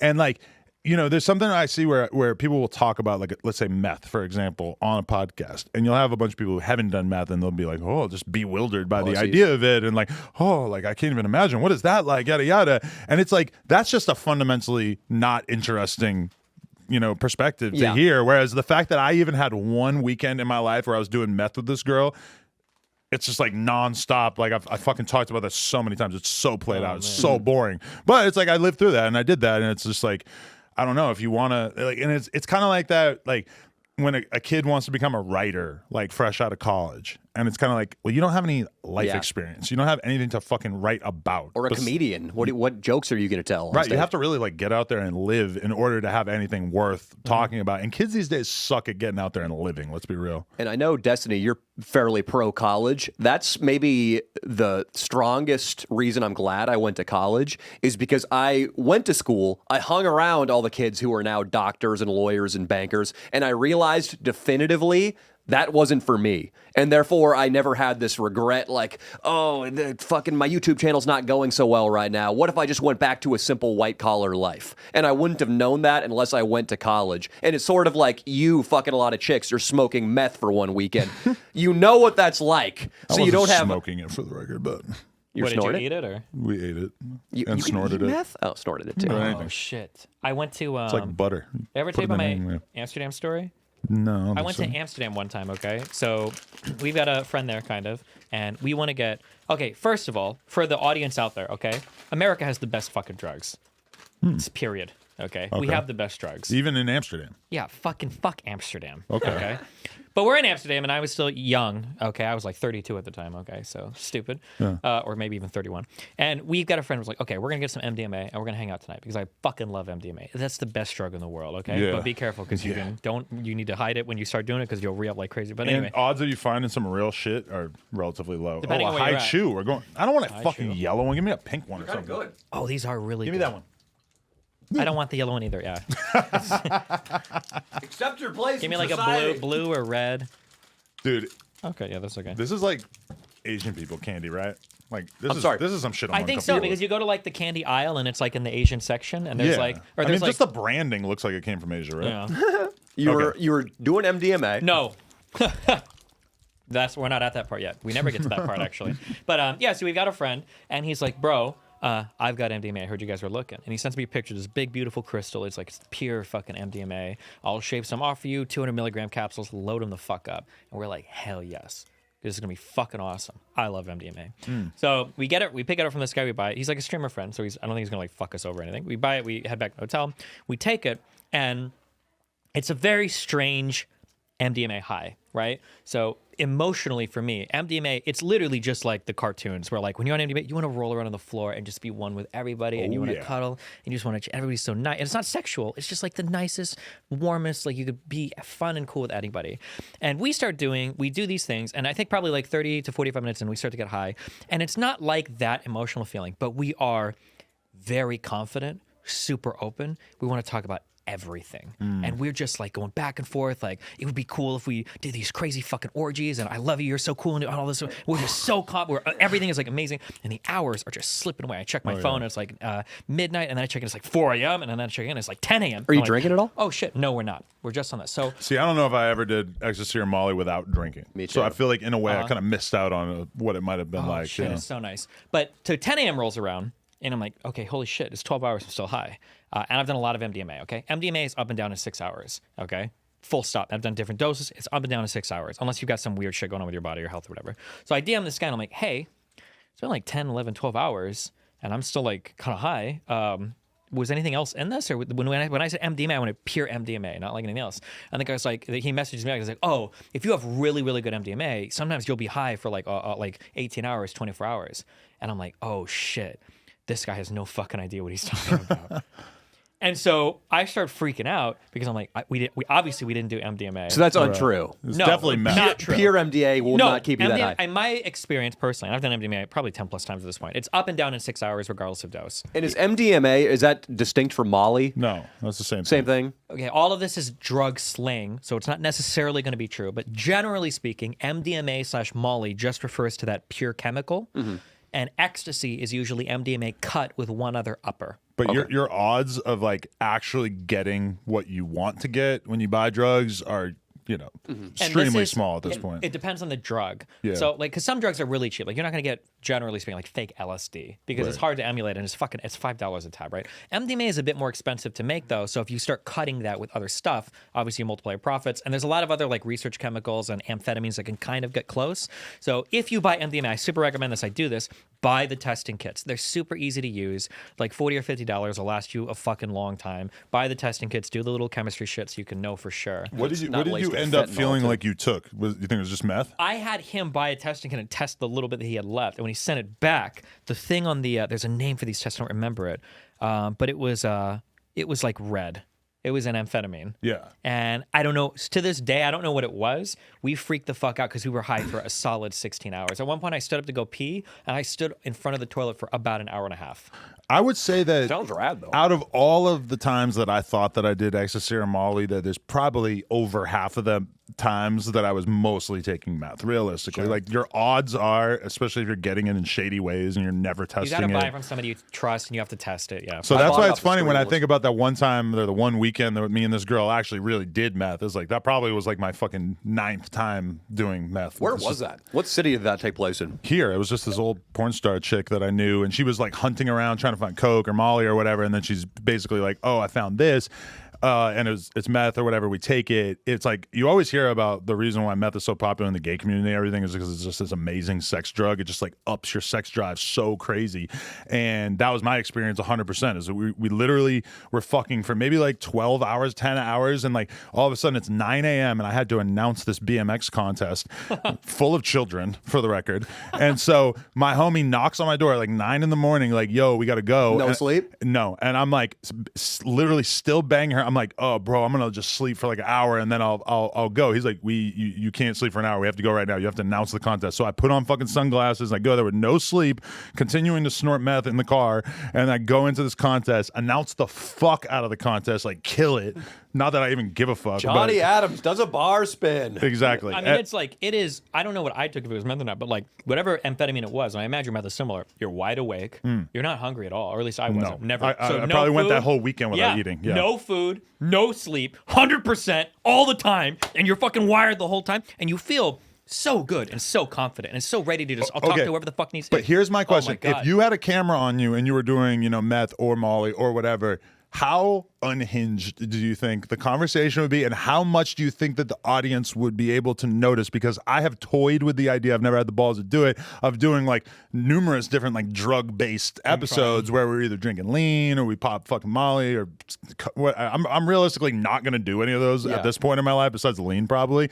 But I just wonder, like, you know, when you're doing Molly and you feel so good, how fucked does that look to the audience? My issue is that, like, I love psychedelics. I like LSD, mushrooms, these types of things. And I feel like it's really interesting inside, but I don't know what the person watching would enjoy. They'd probably just see me being like... Because they notice the littlest shit when you're sober. Yeah. You know, like if you're like a little bit sad, realistically, the audience is going to fucking pick up on it. You know, if you're having like the best day of your life, the audience is going to be like, oh, he just fucking popped some Molly or some shit, you know? So if you're like going through it on drugs, because I've had that experience where now that I'm sober, I remember we went to the Porn Awards in Vegas one year, and then we're on this like party bus, and there's like a couple different chicks who are like really like hitting on me and Lena and like dancing on her and like grabbing at us and stuff, but they're like on ecstasy. They're like fully fucked up, and I'm looking at them with their fucking dry mouths and their hot breath and their fucking dilated pupils. Yeah. And I'm just thinking, like, I can't believe that if I was fucked up, that I would be down to fuck this chick. And because I'm sober, I'm looking at her like, I want to get her home and like put her to bed because she is fucked. But when you're fucked up, you lack the ability to perceive how fucked up everybody else is. Well, I mean, that's like, you don't want to, it's like being the designated driver in a group, right? Like when you're drunk, and when you're drunk with other people, the resonance there is unbelievable. But like, yeah, if you're not drunk and someone else drunk, it's like, just get the fuck away from me. You're so annoying right now. Don't talk to me. You know? Do you ever have the feeling of walking into a room and you're sober and everybody's on coke? And they all start telling you about their business ideas and like all this shit, like what they want to do with their lives and shit, and you're just like, what the fuck, dude? Like, I find that the drug communities are schismed. On one end, there's people like me, like I like psychedelics and stuff, and then on the other end, there's people that are doing like benzos and amphetamines. And I find that these two worlds don't seem to cross too much usually. I don't know why. although like, if you're gonna do acid, you got to keep a Xan, because if you're fucking like 6 o'clock in the morning and it's still beating your ass and you pop that Xan, you're going straight to bed and you're gonna sleep it off. you did, for LSD. Some people say, oh, things are high for LSD is a 12-hour thing. In 10 hours, you will still be high and you will feel high. So yeah, if you're doing LSD, you need to block out. Don't start at fucking 6 p.m. because you're going to be high at 6 and you can't go to sleep when you're high on psychedelics. That's going to be a mind-fucking experience. So you have to start at like noon or earlier. Yeah, for sure. You mentioned you were sober, which you and I enjoyed a glass of wine a couple of weeks ago, so I'm not sure what you mean by that. I mean, a glass of wine, sure. I had 2 glasses of wine that night because that comic bought me another one. Ooh. Which one? Dom Irera? No, You're that fucking faggot, random glass guy of from wine. Chicago or whatever. Well, I'm sure it was a great comedian that you appreciate and respect. No, it was just some random guy that we met. But he bought me a glass of red wine. So yeah, that was 2 glasses of red wine. I would say that like I haven't been past 2 glasses of any drink in like 4 years or something probably. Damn. But I don't have like a problem with drinking or anything. So to me, it's like no, I'm lying, because there was a podcast like 2 years ago where I got shit faced with these girls and whatever. All right. Well, we need a few shots for that Christian guy, and I'll be ready to go. Do you think that'll help? A few shots, a couple of smoke. Let's get I'm crossed. so ready Yeah, to I'm see ready him to go, convert dude. you. In the meantime, grab a couple Haribo cherries. A few more. Let's slow down a little. You ever put drugs what in about your these ass? guys? Those I've are. never tried that before. Let's try the Trolleos right there because we gone? Hour 10. Okay. it's Trollio is the sworn enemy of Haribo, and we're gonna see if their sour night crawlers hold a candle to the Smurfs or the cherries. Why is there like some sort of like mercenary guy on the outside? Like, who is that? They're using Halo Fucking Master Chief. to fucking. Halo Infinite. Wow. It's the same God. thing. I don't know. I've never. Fucking Elmo for the toddlers, Master Chief for the gamers, dude. That's who they're trying to attract. Yeah.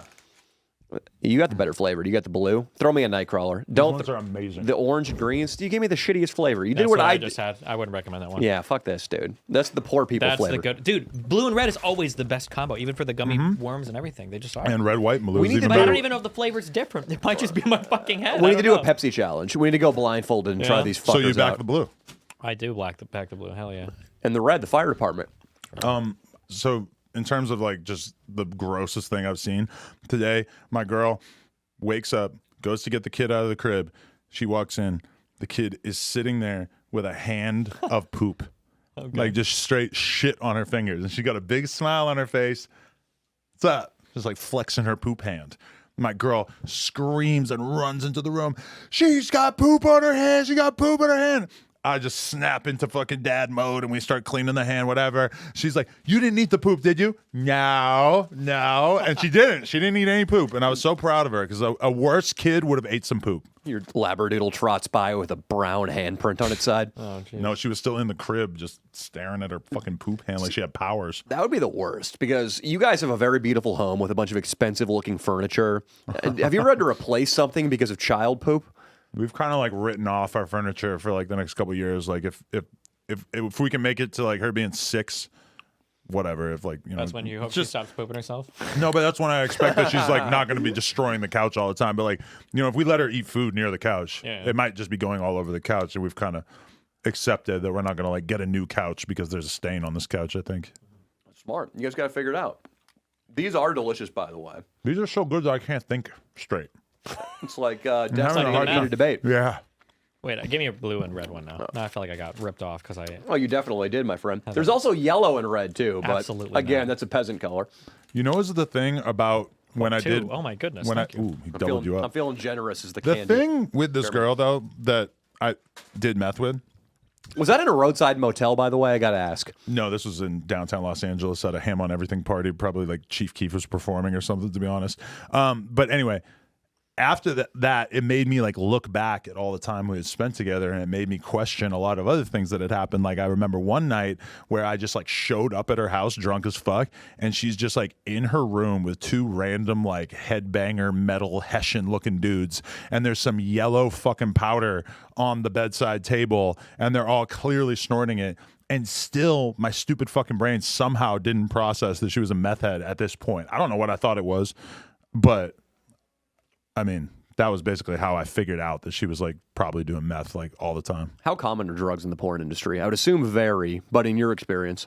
See, I feel like if I were to answer that question, I would probably be being like kind of dishonest because I feel like they're probably a lot more common with like less prominent people. But like I'm kind of privileged in the sense that I'm mostly spending time around the most well-known girls, the ones who are the most professional, who've made it pretty far into the industry, and I would assume that those are largely girls who don't really get super fucked up. So I've heard too, I don't know if it's true now, but like over the past 15 years, the industry as a whole has like evolved to be a lot more professional as well. Like I heard Super stories of professional, like 10 years ago, like if you were a porn star, you were shooting a scene, spending half that on coke, and then immediately like partying that night. And there were a lot of people that were like in and out of that. That's why that industry chewed up so many fucking people. You hear about people just doing drugs on set and stuff, and now that would be so inappropriate. It's like so looked down upon if you were to be bringing that energy on set.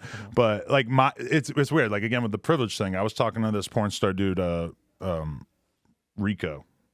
Why am I forgetting his fucking last name? That's a terrible Rico porn Suave. name. No, Rico Strong. Sorry. Why would my brain just went to Suave? But Rico Strong, and I asked him, I'm like, what percentage of the girls in porn do you think are like terrible human beings, like total psychopaths? And he said like 85% or 90% or something. And I was shocked because from my perspective, I fuck with all these chicks so hard. I have such good like relationships with them. They show up on set, they're cool, we hang out, we talk, we fucking bang, whatever. It's like I've had so few bad experiences. And he's like, you got to understand, I'm doing 8 to 10 hours a day on set, week after week after week with a lot of these chicks. So I really got to see like the ins and outs of how fucked up they are. And I was like, oh, okay, you probably realistically have like a way better perspective on what the average chick is like than I do. And they revere Rico Suave a lot less than they do you. So I'm sure they're on their best behavior, these girls, when they're coming in the shoot with Adam 22. Well, Destiny, do you you're have a on big set penis? for 8 hours? A lot can go wrong. Huh? You have a big penis? It's slightly above average. Thanks. I'm tired of these big cock guys. I just wanted to make sure that. I just had to measure mine the other day, and it wasn't as long as I thought it was. Only like 8.5 inches, you know. I'm not going to reveal what the measurement was, but What was the measurement? I'm not going to tell you right now because it's Did you privileged information. Wait, top- don't you guys fuck on? Hold on, I'm sorry, I don't know. Yeah, you can go see it, yeah. How is it privileged information then? Well, the actual measurement. And, Okay. I just don't want to reveal it. Okay. I actually have a really, really good tactical reason that I'll explain to you off camera, but... Oh, At least explain us the tactical reason. No! Maybe we should try to guess what the technical reason is until he's forced to. It's gonna be tough, dude. Danny already This is knows. gonna be Can I like enter one guess into the record? Do I have permission to enter one guess into the record? Sure. As long as your penis size is ambiguous, you've got wiggle room in the future. Let's say it comes up that you want to shoot like a certain video with like and she's a really small girl, like 5'1" or whatever, and you want to be able to say like 9-inch dick destroys, and she's small enough and it works on camera. But if your measurements are out there, if you're like 7.5 inches. But there's so much lying in porn in general that it's just yeah, I know. accepted. that was such a better hypothetical reason than what I was about to What was offer your- up. go ahead, what That was he your- doesn't want to make the audience feel bad by saying he has a definitively 8-inch I cock. just told you that it's less than what I would have assumed or what I would have thought. If anything, I think it would probably make them feel better. Destiny's was good though, because you always have it in your back pocket. 9-inch cock destroys Asian street But hooker. this is the thing, is that even though I did measure my dick recently, I also don't really think that that was the best that I could have measured at. Yeah. So in my mind, I still have to keep a ruler around for when I'm in like sure. the throes of the The most hardest you've intense ever been. threesome Yeah. where every last ounce of blood in your body has Yeah. entered your dick. It's Doesn't like that freak you out still after all this time? Like that your penis can just do that? There is probably 1.5 to 2 inches of difference between a normal boner for me and an exceptional boner. Maybe not that much difference. I'd say an inch. It looks This like a is some totally different fucking penis. It looks like a different penis. Transformers more than meets the eye shit going on. Okay. But it could be almost all in your head and you wouldn't know it. Right? Yeah, because here's my guess. I would say the difference between your absolute. This is getting really gay. If you it's know a what? I'm okay with centimeter, that. that's a huge difference. Sure, but here's my guess. My guess is going to be the difference between your average hardness and the most hardness. There's going to be zero difference in length, but like I don't know if you'd say the vascular, the blood and the throbbing in the veins and everything is going to make it feel and look bigger. That's going to be my guess. Because is it really getting longer or is it just getting more like dense? You know, I think so you because think so? You should measure it. You should try it. You have those. There are the times when you jerk off before bed when it's just completely like, hey, my chick's gone. Fuck it, let's see what's on the Pornhub. And your cock is just it barely extends past your fist. For you, it You barely get fully extends hard past for your like second. 45 seconds and then you come and it's whatever. And then you Yes. have those sustained experiences where you're hard as fuck and that's like a whole different where your animal. chick licks your ass and she teases you a little bit and you're just throbbing. Destiny, I'm giving myself a full extra inch on That those would be erections. insane. You should measure it. think I'm so. curious. Destiny, I'm curious too. Yeah. Destiny. Can you watch porn where the guy has a small dick? Oh no, I'm not sure. Probably not. Oh, that Yeah. feels really bad to I say. can't do it. I don't know. I prefer it. That's tight. Good. Yeah. I'm sick of these big cock dickheads fucking with my self-esteem. But like also, I've kind of like watched a lot of like gigantic cock porn, and it's kind of clunky at times. It's almost like not that great. I think it depends on what you mean by small dick. Like I could probably watch like a below average dick would be okay. He means This average. is the line for me. Okay, I like a lot of oral porn. If the girl's holding it like this, I'm probably Yeah, not yeah. gonna. 'Cause- And I all see right, yeah. sometimes where they hold it like and they go up and down, and I'm like, this isn't it. Because it's a spectrum, literally. So like we could all agree that watching a chick fuck a 2-inch dick is not going to do it. Yeah, but there can be like a good solid, like 4 3/4, 5-inch dick, and it's In like porn? you know Oh, what? man, if no, it's like amateur shit, and they're all small people, it's like oh, okay, yeah, fuck it, you know, we can do it. But when the girl gets to this point, I can't anymore. It's too much, Dude, or too little. Just a thumbnail flashed into my screen. We were talking about it last pod. Destiny, my girlfriend's out of town. I had a bad porn binge this weekend. Okay. But I was trying to go for like, hey, just girl solo. I don't want to watch too much hardcore shit because then I feel like my erection will be less reliable once I'm just having regular sex with my girlfriend because it's desensitized. But a fucking thumbnail popped up of this dude on a beach face fucking a chick, and his cock looked like the end of a Louisville Slugger.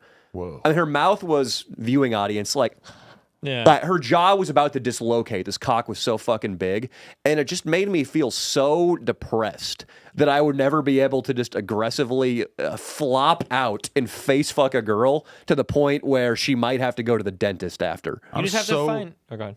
I'm so close-minded with dicks and so open-minded with vaginas.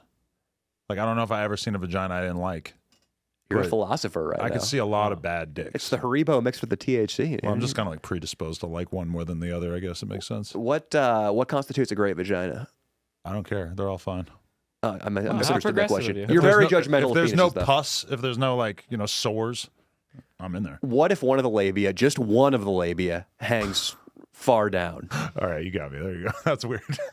If it were Wait, okay, well now you're into normal like vagina. Okay, so you actually do prefer No, but one if one side of the vagina, I just pictured like a 6-inch labia, and then Okay, the if other it's side like is 6 inches. neatly one, cut. one looks like a fruit roll-up dangling out the side. Do you think that trans technology is going to improve to the point where it's like the fake meat where you can't be able to tell the difference? I would have to, if you're talking about like post-op like genital surgery, I would have to look into what they even do for that. I'm not sure. You never had sex with a...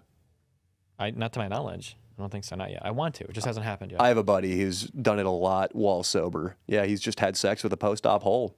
And how was that? What was the review? He thinks it's the best sex he's ever had, and Oh he my gets God. he gets a lot of ass though. He Jesus. gets so many chicks, and he says that this one transgendered individual was the best sex he ever had because the transgender girl in question was sort of famous and would treat him like a dog, would make him walk on the opposite side of the street than her, would make him hold all of her shit, and then he would finally be rewarded for being obedient by getting to fuck her post-op hole, and he just loved it. Just loved it. Well, he's got a very specific kink going there. That I would sounds like it has say. nothing to do with the actual vagina and everything to do with everything going on around It it. doesn't sound like the vagina is a big part of what's going on there. But this, See, people always say that like they would be able to tell and it wouldn't be good, but I feel like of the wide range of vaginas I've seen, they run the spectrum.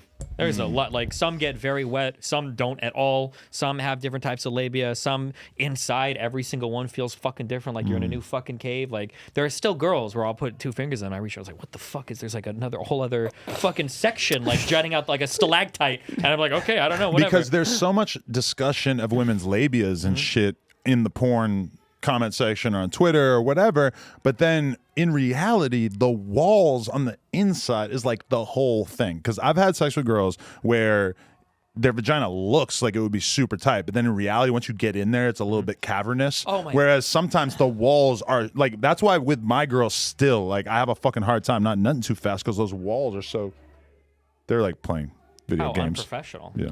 Okay, I've never gonna talk about I don't this. know if they can hear it, but there's a lot of noise in the that's fine. background. It's a lot of loud video game playing. I'm usually in the politics space, so everybody's a virgin, so it's fun to talk to you guys about sex. guys who get a lot of pussy. Yeah, of course. Throw Danny on the list. Something that's very interesting is you just brought that up. I've always wanted to talk about that before. People talk about tight vaginas, non-tight vaginas. I've been with women that are very tight. It's not a good feeling. You ever have a woman that's really tight, and when it's going up and down your dick, it's like this fucking like thing. But what you just described is some women who, and there are a few, I'm not going to name names, it's really weird, but there are a few who like getting inside is very easy. They're not tight at the entrance, but the walls. I'm like in there and I'm like, we have to stop because I'm actually going to fucking come in like 30 seconds. I need you to stop for a moment. Because And it was that too is- tight or wasn't? It's not about tightness. It's that because for all of these people, I can just slide in, but they have these walls that are just like hugging you and they're pushing in and they're doing something. Something's going on in there. I have a podcast I could send you that's a bunch of older porn star dudes talking about vagina. Basically, if you ever have a couple hours you want to kill on stream, like the discussion of vaginas that they had is like the most highbrow discussion of this that I've ever heard. And I heard them say so many things that I identified with, like, yes, that is true. That is a thing when you're having sex with a girl, whatever, like things I had never heard before. And that's Maybe what a majora is translucent. when I realized the thing about the walls and how big of a deal that is, that really was another level of it. You want to know an underrated aspect of women in terms of like sort of rating them as sex partners, which obviously is not great to do explicitly, but in this business, it's part of my line of work, is just a woman's body temperature in general. Because sometimes I'll have sex with a girl on Plug Talk. We're available at onlyplugtalk.com for $5 a month, Destiny fans. And it will be like their body is like clammy and cold, especially like once they start having sex. And a lot of women sweat very easily in sex. And then on the other hand, some women, it just feels like they are so like warm, like their body and everything about them, like the blood is just well distributed in their body. And to me, that is a big factor in terms of like how much I enjoy the sexual experience. But then I also wonder if sometimes it's like they're nervous with me or some shit, and maybe that's why they're There's a feeling when that happens, especially their feet or their hands will get like very clammy and cold. Clammy hands, massive turn off, especially when you go to shake somebody's hand and they have a clammy hand. Doesn't that make you feel like, oh, they're nervous, like they're not so confident here? It's hard when you're fucking somebody though, and they have those things because you end up basically playing Twister. Because I don't want to tell her like don't touch me with these body parts. So like you're fucking them, but you're kind of trying to avoid them while not being overt about like, I don't want you to touch me with your foot because it's fucking like sub-zero temperatures. Yeah. So you end up in these weird positions where you've got like your legs hooked around and they're like, their feet are stuck in there. It's like, okay, this is good. We don't have to worry about it. You hold their wrists down. Like, you're being so aggressive. It's like, I just don't want you to ruin the fucking moment, you know? But yeah, it's always funny trying to, here's a question for you. Sometimes you got to be really firm when you're grabbing a woman's waist. You ever get women that when they go to ride you or when they go to move against you, your dick is here and their vagina is here, and their way of getting off is to push forward, like you're trying to tear your fucking. I feel like dick you're gonna off. break it. Yeah, because I'm very scared of breaking my penis. I've seen it happen to better men than me. Yeah. And and the way they move is like it's not gonna come off, but it's going to if you keep doing that. No, And how a girl rides a dick is another huge factor in like how good at sex a girl is. Where some girls have just like an awkward ass flow with it, or even like if you're fucking a girl doggy style, some girls they just catch the momentum. It's like dancing. It's like they just are moving in line with your body in such a way that it's it just perfect. Yeah, they just catch your groove right away. It's like kissing. Like you kiss a girl and it can be awkward as fuck, or it can be the best thing ever. where you're just locked in. Destiny's locked in right now. I am You're gonna locked go in. on a rampage tonight, aren't you, buddy? These are interesting conversations. just- Have you ever had somebody that tries to match rhythm with you, but they're doing it in the opposite way? Yes. So every time you fuck them, they move forward.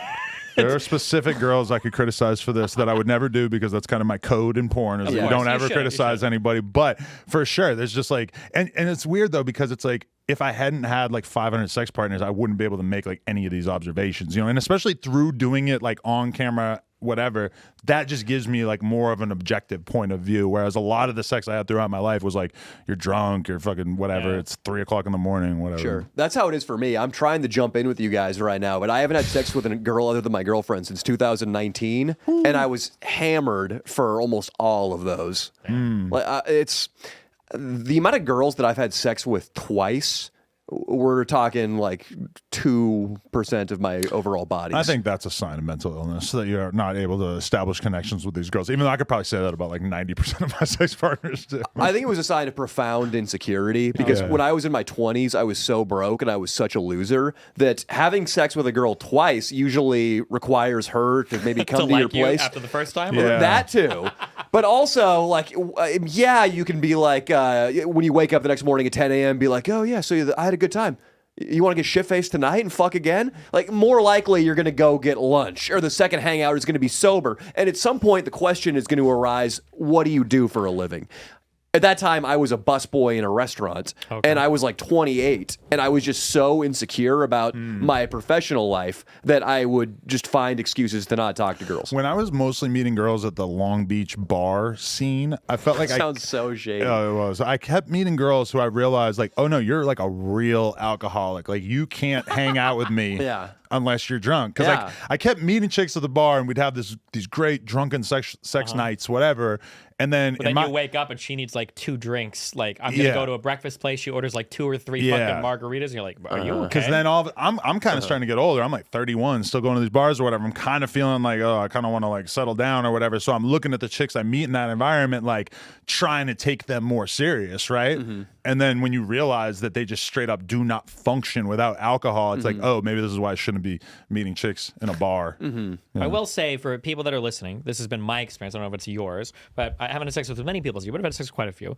I will say that the 5 best sex partners I've had in my life, if you're worried you're missing out, are all the 5 long-term relationships I've been in, bar none. And some of those, the girl started off as my worst partners. They didn't know what they were fucking doing. They were either virgins or they were nothing. And by the end, they were like if I was having threesomes with like some of these like past people, I was like, I need you to get off of me because I'm gonna come in like 2 seconds, okay? Because they know your body so well. So if you're listening, you're like, fuck, I feel like I'm missing out on a lot. It is fun to have new sex partners, but if you have a partner that's like communicative and responsive to your needs, like they will learn your body such that there's nobody that I will ever meet that will be as fun like performance-wise on the first night as like my wife. Like, it's just not gonna happen.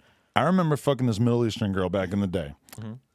And she had such a vibe the whole time we're doing it of like, oh, I shouldn't be doing this. Like, it's so clearly like Allah might be watching. built into her brain that like this is bad. And it was like pretty hot. I'm gonna be honest. Like, and I came like really quick, and she was just like, "Oh my god, like we shouldn't have done that. It was so bad." Yada yada. She like gathers her stuff, and she like left pretty soon after, and never hung out with me again. And that. Damn. hurt the pride a little bit. Oh, That was Sometimes I wish I could remember her name.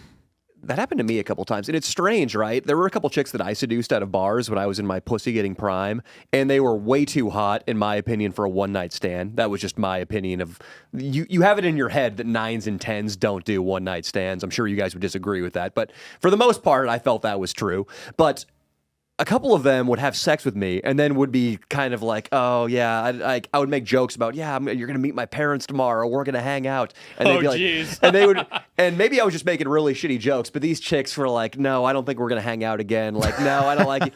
And then the girls would leave and they would never respond to my texts in the future, even if I didn't make jokes about meeting up with my parents. Okay. And it just seems strange to to fuck a guy and then decide you don't like it. Like, it seemed like they knew they didn't like me the entire time, yet they still fucked me. I don't know if that's a compliment or an insult. I'm not sure. Well, I kind of like when a girl I preferred it. I liked back in the day. I liked the feeling of fucking a girl and knowing she hated me, and she was just doing it. I don't know, like because I was just around, or like she just like felt like I would be like enjoyable to sleep with or whatever. Like I kind of like being treated like a piece of meat. I liked it too. I think that's what it was. I think this girl was probably looking for a rebound fuck, and nobody she actually liked spoke to her. Right. But she had herself 6 Mai Tais, and therefore she just shrugged her shoulders and got in the Uber. There was this girl that took her virginity back in the day, like when I was like 19 or some shit, and she literally told me that she wanted me to take her virginity because she didn't know anybody who knew me, and she saw me as like just like a cool guy who was like hanging out at some local hardcore shows, and like she like didn't know anything about me, but she wanted me to take her virginity because it would be like it wouldn't be close to home. It wasn't like anybody she went to high school with or anything like that. And I thought that was the hottest thing in the fucking world, that she was just using me. What the fuck are all these girls complaining about? How was the virginity taking thing? It was cool, you know, very brief. A lot of my early sexual experiences just like 5 pumps. Like I'm out. Was this the point in your life when you rode your BMX bike to her house? No. He always has stories where he gets pussy and they involve him like riding places on his BMX bike. I know a lot of that seems kind of improbable in retrospect. Like, damn, a lot of women were really like not turned. But you got to remember too that riding a BMX bike in New York City or like just like riding bikes and stuff is pretty normal there. Whenever I'm in Manhattan, I don't see any motherfuckers ride around on BMX bikes. People ride fucking like you'll have like some hot chick who just like rides her fixed gear all day, like between work in Brooklyn to Manhattan, and it's like, that's kind of normal. I don't think it's so much you're riding a bike. It's just that like in some places, in most places outside of big cities, you're expected to have a car, right? Yeah. So if you don't have a car, it's not a big But deal. LA is a super impractical place to ride a bicycle almost anywhere. It's also a super impractical place to drive a fucking car. This is fucking horrible. Fuck That's this true too. godforsaken traffic. But city. you go to the Williamsburg Bridge at 9 o'clock in the morning and you just watch how many people are riding their bikes to and from work, even people who like live in different boroughs and stuff, and it's fucking astounding. Yeah, but there's a big difference between a fixed gear bike that a yuppie is driving to Twitter and a Schwinn with pegs on the back. But there's at least like some connectivity there. No. And I feel like in New York in particular, there's like you're in your early 20s, you're very much allowed to kind of be this like weird screw up that is like pursuing their artistic passions. That's why the hottest chicks will always have a fucking scumbag skater boyfriend who like sleeps on their couch and like bums money off them and stuff, because they like the idea that he's working on this creative dream. It's right? true. This is why I hate the fucking that there's always this red pill advice where like girls are always chasing high value men, the best girls are always and it's like, bro, do you know I know so many women that are like 9s or 10s, not even just look, but in terms of overall package, person or whatever, and they're with these loser fuck guys that have been hanging off them for fucking years. I'm like, you could have any guy successful, not like, what the fuck are you doing? You got like a cool personality, you buy some look cool good, jeans, you're like cool, you're a cool you hang person out to at the hang bar, you're a fun guy to hang out with. A lot of getting pussy from my perspective, honestly, is just having the temperament to be able to hang out long enough. Forever you will see a hot ass chick with a loser ass boyfriend, but that's a guy who just has the patience and the fucking lack of ambition that he just is down to just like, his ambition is wanting to date a girl who's too good for him. Dude, wait, when you have to no, I'm sorry, you bring this up. One of the worst things when you are in your chasing years and you're trying to chase some, I would give up on these immediately. Right. When you see a girl and there's another guy chasing that girl and he's a fucking loser, and I'm like, this motherfucker is going to spend all day texting her. He's going to want to go out and hang out for 6 hours. I'm on my career grind. I don't have fucking time for that. You're just like, fuck it. You win. You have it. I hated competing with those. And you're talking to the girl. Like, what? Come on. What the fuck do you see this guy? And he's like, well, he'll hang out and chat with me for 9 hours in a day. And it's like, fuck. It was super easy for me to get asked when I was willing to meet a girl, take her out to eat, have some drinks, go back to the house, watch a movie. She sleeps over, whatever. You end up banging her in that environment. It's like the most natural, flowing thing ever. Yep. But then I get later into my life, all of a sudden I'm doing all these podcasts. I'm running the store. I got this big fucking business, and I'm trying to get pussy in a much more like strategic way where I'm trying to like kind of get the girl to acknowledge that she's down to do it. And it's like, I want to come to your house or you come to my house and we're just going to kind of hang out for a couple hours and then you're going to leave. And like, it's just so much harder to make it happen when you're like kind of stipulating the exact way that you want to interact with her. Whereas if you're the guy who's like hanging out with a girl and you're down to like go away with her for the weekend and just like, you know, hang out by the beach or, you know, whatever, it's like, if you can't fuck her given that much face time and with her having that much time to just basically end up bored enough to want to fuck, then you really are fucking it up. To segue into a piece of real life experience, this is why you got to be so fucking careful with long distance relationships, because as soon as she gets a friend that's a guy or he gets a friend that's a girl and they start spending time, it's fucking over. Like just break up, save yourself, because you're not going to maintain the faithfulness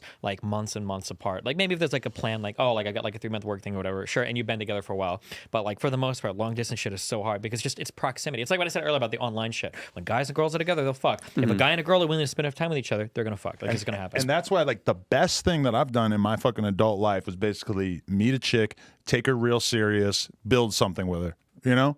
But then I look at younger dudes and I see guys who are 18 or early 20s and they get into these relationships and it's years and years and it takes a shitload of energy out of them. And then ultimately the girl at some point, she's just not a fully formed human being when she gets into that relationship. So she changes and she ends up wanting something different. And then all of a sudden they've like torched 4 years of their time on this one relationship, burnt a ton of time when they're at their most virile, like when they're going to be able to attract the most chicks and stuff.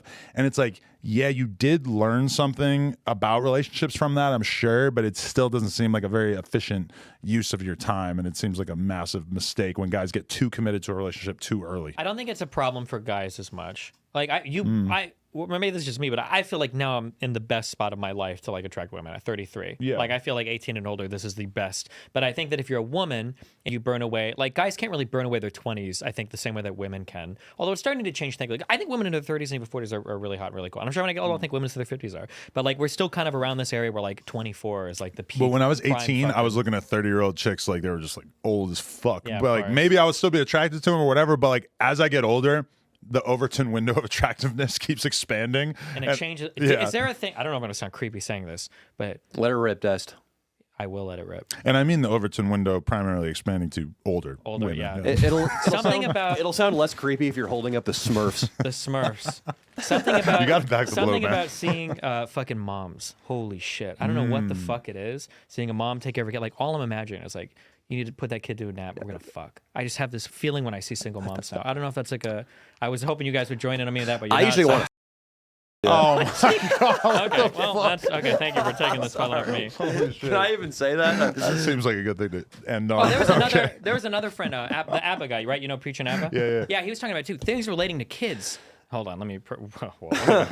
Things relating to making kids and like parentalhood in general is like I think I was like 22 and a girl's like, oh, come in me and like make me a baby. Like that'd be like the weirdest shit in the world. But when I hear that now when I'm 32 or 33, people are like, oh, like breed me or whatever. Like, man, it's like, fuck yeah, actually, that sounds like a good idea. I was never attracted to pregnant women, and then my girl got pregnant. I found her so unbelievably attractive while she was pregnant, and now anytime I'm around like an attractive woman who's pregnant, it's like fucking alarm bells going off in my head. I'm just like, oh my God, she looks so good. She's so beautiful. Like I just love that energy of her just being a birthing person. What were you doing to Lena when she was pregnant? Fucking the shit out of her whenever possible. And it was great too because she had been told that if you have sex regularly, then it's more likely that you'll have the baby on time. I don't know if that's true, but you can have sex right up until probably like month like 8 or 9. At some point it becomes, or I don't know for you guys, but for my kids' mom, like it was up until that point. The dark ages of having a baby sexually, though, are after she gives birth to the baby because you definitely got a couple months there where it's probably not happening. Damn. So was it purely not happening because vaginal expansion, or was she just she not has into it? C-section. I mean, what the fuck? she's just breastfeeding like fucking 24 hours a day. It's just she's depressed. Postpartum She's and shit, barely man. sleeping. It was just like the least sex-inducing time of our lives. Something So for tells me sure, that, I was posted up on OnlyFans having a good old time in the Jack Shack, but He does have a separate Jack Shed. It's beautiful. I've seen it. I got a separate house to beat off in. Wait, something tells me that Adam might have slipped in one night, and even in the sexual dark ages, might have Was it not happening at all? What? You weren't having sex with her at all? I think on my birthday I got a blowjob, and that was like 10 days after she gave birth, actually. So I can't complain too much. That's dedication. Really? Well, Yeah, my so it just birthday, shut down. But I use that as leverage to be like, it's my birthday. Haven't got head in a long time. So it just really shut. You were fucking the shit out of her up to a couple weeks before she gave birth, and then it stopped for a few months, totally. Mostly. Mostly. Well, other than the blowjob on your birthday. Honestly, if she had taken the advice that I got from a lot of people to get a night nurse so that you're basically able to like preserve your sleep, and this is very much rich people advice because it's very prohibitive cost-wise probably for most people. Very red starburst. But I have had, a few of my millionaire comrades tell me that you got to get the night nurse. Otherwise, your sleep's going to be fucked. And I told her, and she didn't believe me. And then she ended up relenting and basically saying that the next kid she would get the night nurse. So. It's every 4 hours. You have to be up every single 4 hours. Kid's going to wake up. You've got to feed him, change. There's no shortcut around that. He was really regular. Was yours waking up at like crazy times all the time? Or for a while, but she actually got pretty consistent with it relatively early, I feel like. She slept in bed with us for a long time, too.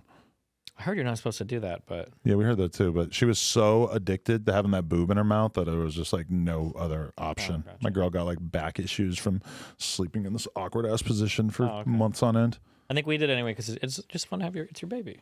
Yeah, it's so cute. You just want to look at her all the fucking time. I wouldn't be able to handle her being in like the other room. Yeah, of course. Yeah, it's so sad. Yeah, and especially at that, especially when they start to a few months in when they start to fill out and they get like really fit. Because I'll always say even with mine, they look fucking weird right when they come out. I love my son. I held him the second 8, but he looks fucking. My girl posted a picture of our kid when she was still so small that she was kind of in like wrinkly old man style, and we got like the quote tweet bomb from a bunch of hipster pieces of garbage just making fun of her and. That was a weird moment of having to just be like, oh, okay. I have to like not respond to these fucking assholes and just sort of ignore that this is happening. Yeah. People were talking shit about the baby? Right? Doesn't that feel like that's fucked up? It feels like that should be a thing on Twitter. Like if there's going to be rules, like you should be able to not talk shit about a baby. Probably, yeah. It should be like age. What, like, should we go as high as like 8? I think about 8 months.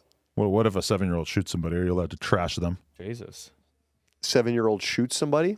What about like 10? You can't talk shit about anybody until they're 10. Imagine you couldn't talk. I feel like you shouldn't talk. If they're not doing anything, I feel like you shouldn't talk shit about them. That's weird.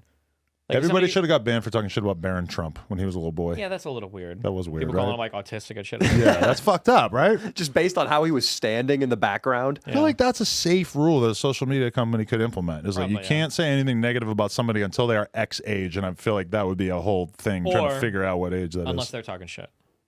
So like Greta Thunberg is fair game if she's talking shit. Yeah, she is the X factor in all this for sure. If yeah, they're talking shit. Yeah, because if you weren't able to diss her, that's fucked. Yeah. I got to be able to diss David Hogg. I think he's over the age thing. I was thinking that if now? I start managing anybody as a porn star, I'm probably going to tell them to take on the name David Hogg. I never thought of it from that sexual angle. It's But great. we could only use 1 G because he's a double G. We'll just go with 1 G. David Hogg, dude. Or 3 Gs. What do you think about David Hogg, Destiny? I don't even know who that is. He was the kid. It was Parkland, right? Or the shooting in Florida. But he became like a crazy ass gun activist online. Yeah, there was. So the news set up these little bleachers with like 6 kids from the school, and they were all just giving very just predictable, on the nose speeches about why guns are evil. And David Hogg, I just remember him in the background the whole time, just being like. Just looking like he was generally upset about the concept of the Second Amendment. And then he got a Twitter, and I'm almost certain he had a ghostwriter who was just composing all these anti-gun tweets. Right, remember that? He got into Harvard for, and Louis C.K. had a brilliant joke that was leaked from one of his sets. Louis C.K. was doing shows right after he got canceled, and this was supposed to be a secret, but some asshole secretly recorded the set and posted it to YouTube, and Louis got into a bunch of trouble. The Louis joke was essentially, why are we paying attention to these shitheads David Hogg, who survived a school shooting? He survived a school. He pushed a fat kid in front of a bullet, and now we care about what he says. Which was, I thought, a hilarious little observation. But that's not true, right? Basically, it's true. He pushed some fat kid in front of him? That's not true. Oh, okay. But we care. Okay, you just said basically it's true, and it sounds like it was absolutely not true. But that interesting way, the analysis of misinformation circulating in real time. But that was a funny. But we care about David Hogg because he was at a place when something bad happened. Listen, David Hogg, normally I would have a lot of compassion for somebody who survived a school shooting, but if this motherfucker's trying to take my burner away, it's on. Fuck you, David Hogg. I'm going to manage a porn star, and we're going to give him the same name as you. And they're probably going to use this against me in court. but I don't care. All right, we're gonna go do a No Jumper episode of Destiny. Apparently, after this, Okay. you down? I'm here. He's here. A lot of pressure on him. I mean, there's a lot of content. Just asking me But he all- sits in front of the camera for 10 hours a day, so I think he'll be all right. I think the conclusion of this candy is I feel terrible. It's all great. Okay, next time you're going to do a segment like this, if I can so suggest, okay? High class, be highbrow. Go to a Walmart and get the candy to the aisle, not the fucking gas station shit that's all Why crushed. Walmart? There's got to be so- better options Well, than no, that, because, right? because Walmart, it's not going to be crushed and smudged. You just need to go to a Yeah, yeah, yeah. supermarket where it's not, or even like a Walgreens or a CVS, okay? Destiny, we do gas station challenges here. We did gas station energy drinks, Oh. gas station candy. Next, it's going to be gas station fucking coffee. We already know he's a Red Bull man. I am a Red Bull man. You Do don't have Red fuck with Bulls any- here? No, but we can get some. Can I get one for the next show? 100%. We Oh, will do fucking that. Awesome. Thank you so This much. podcast brought to you by Red Bull.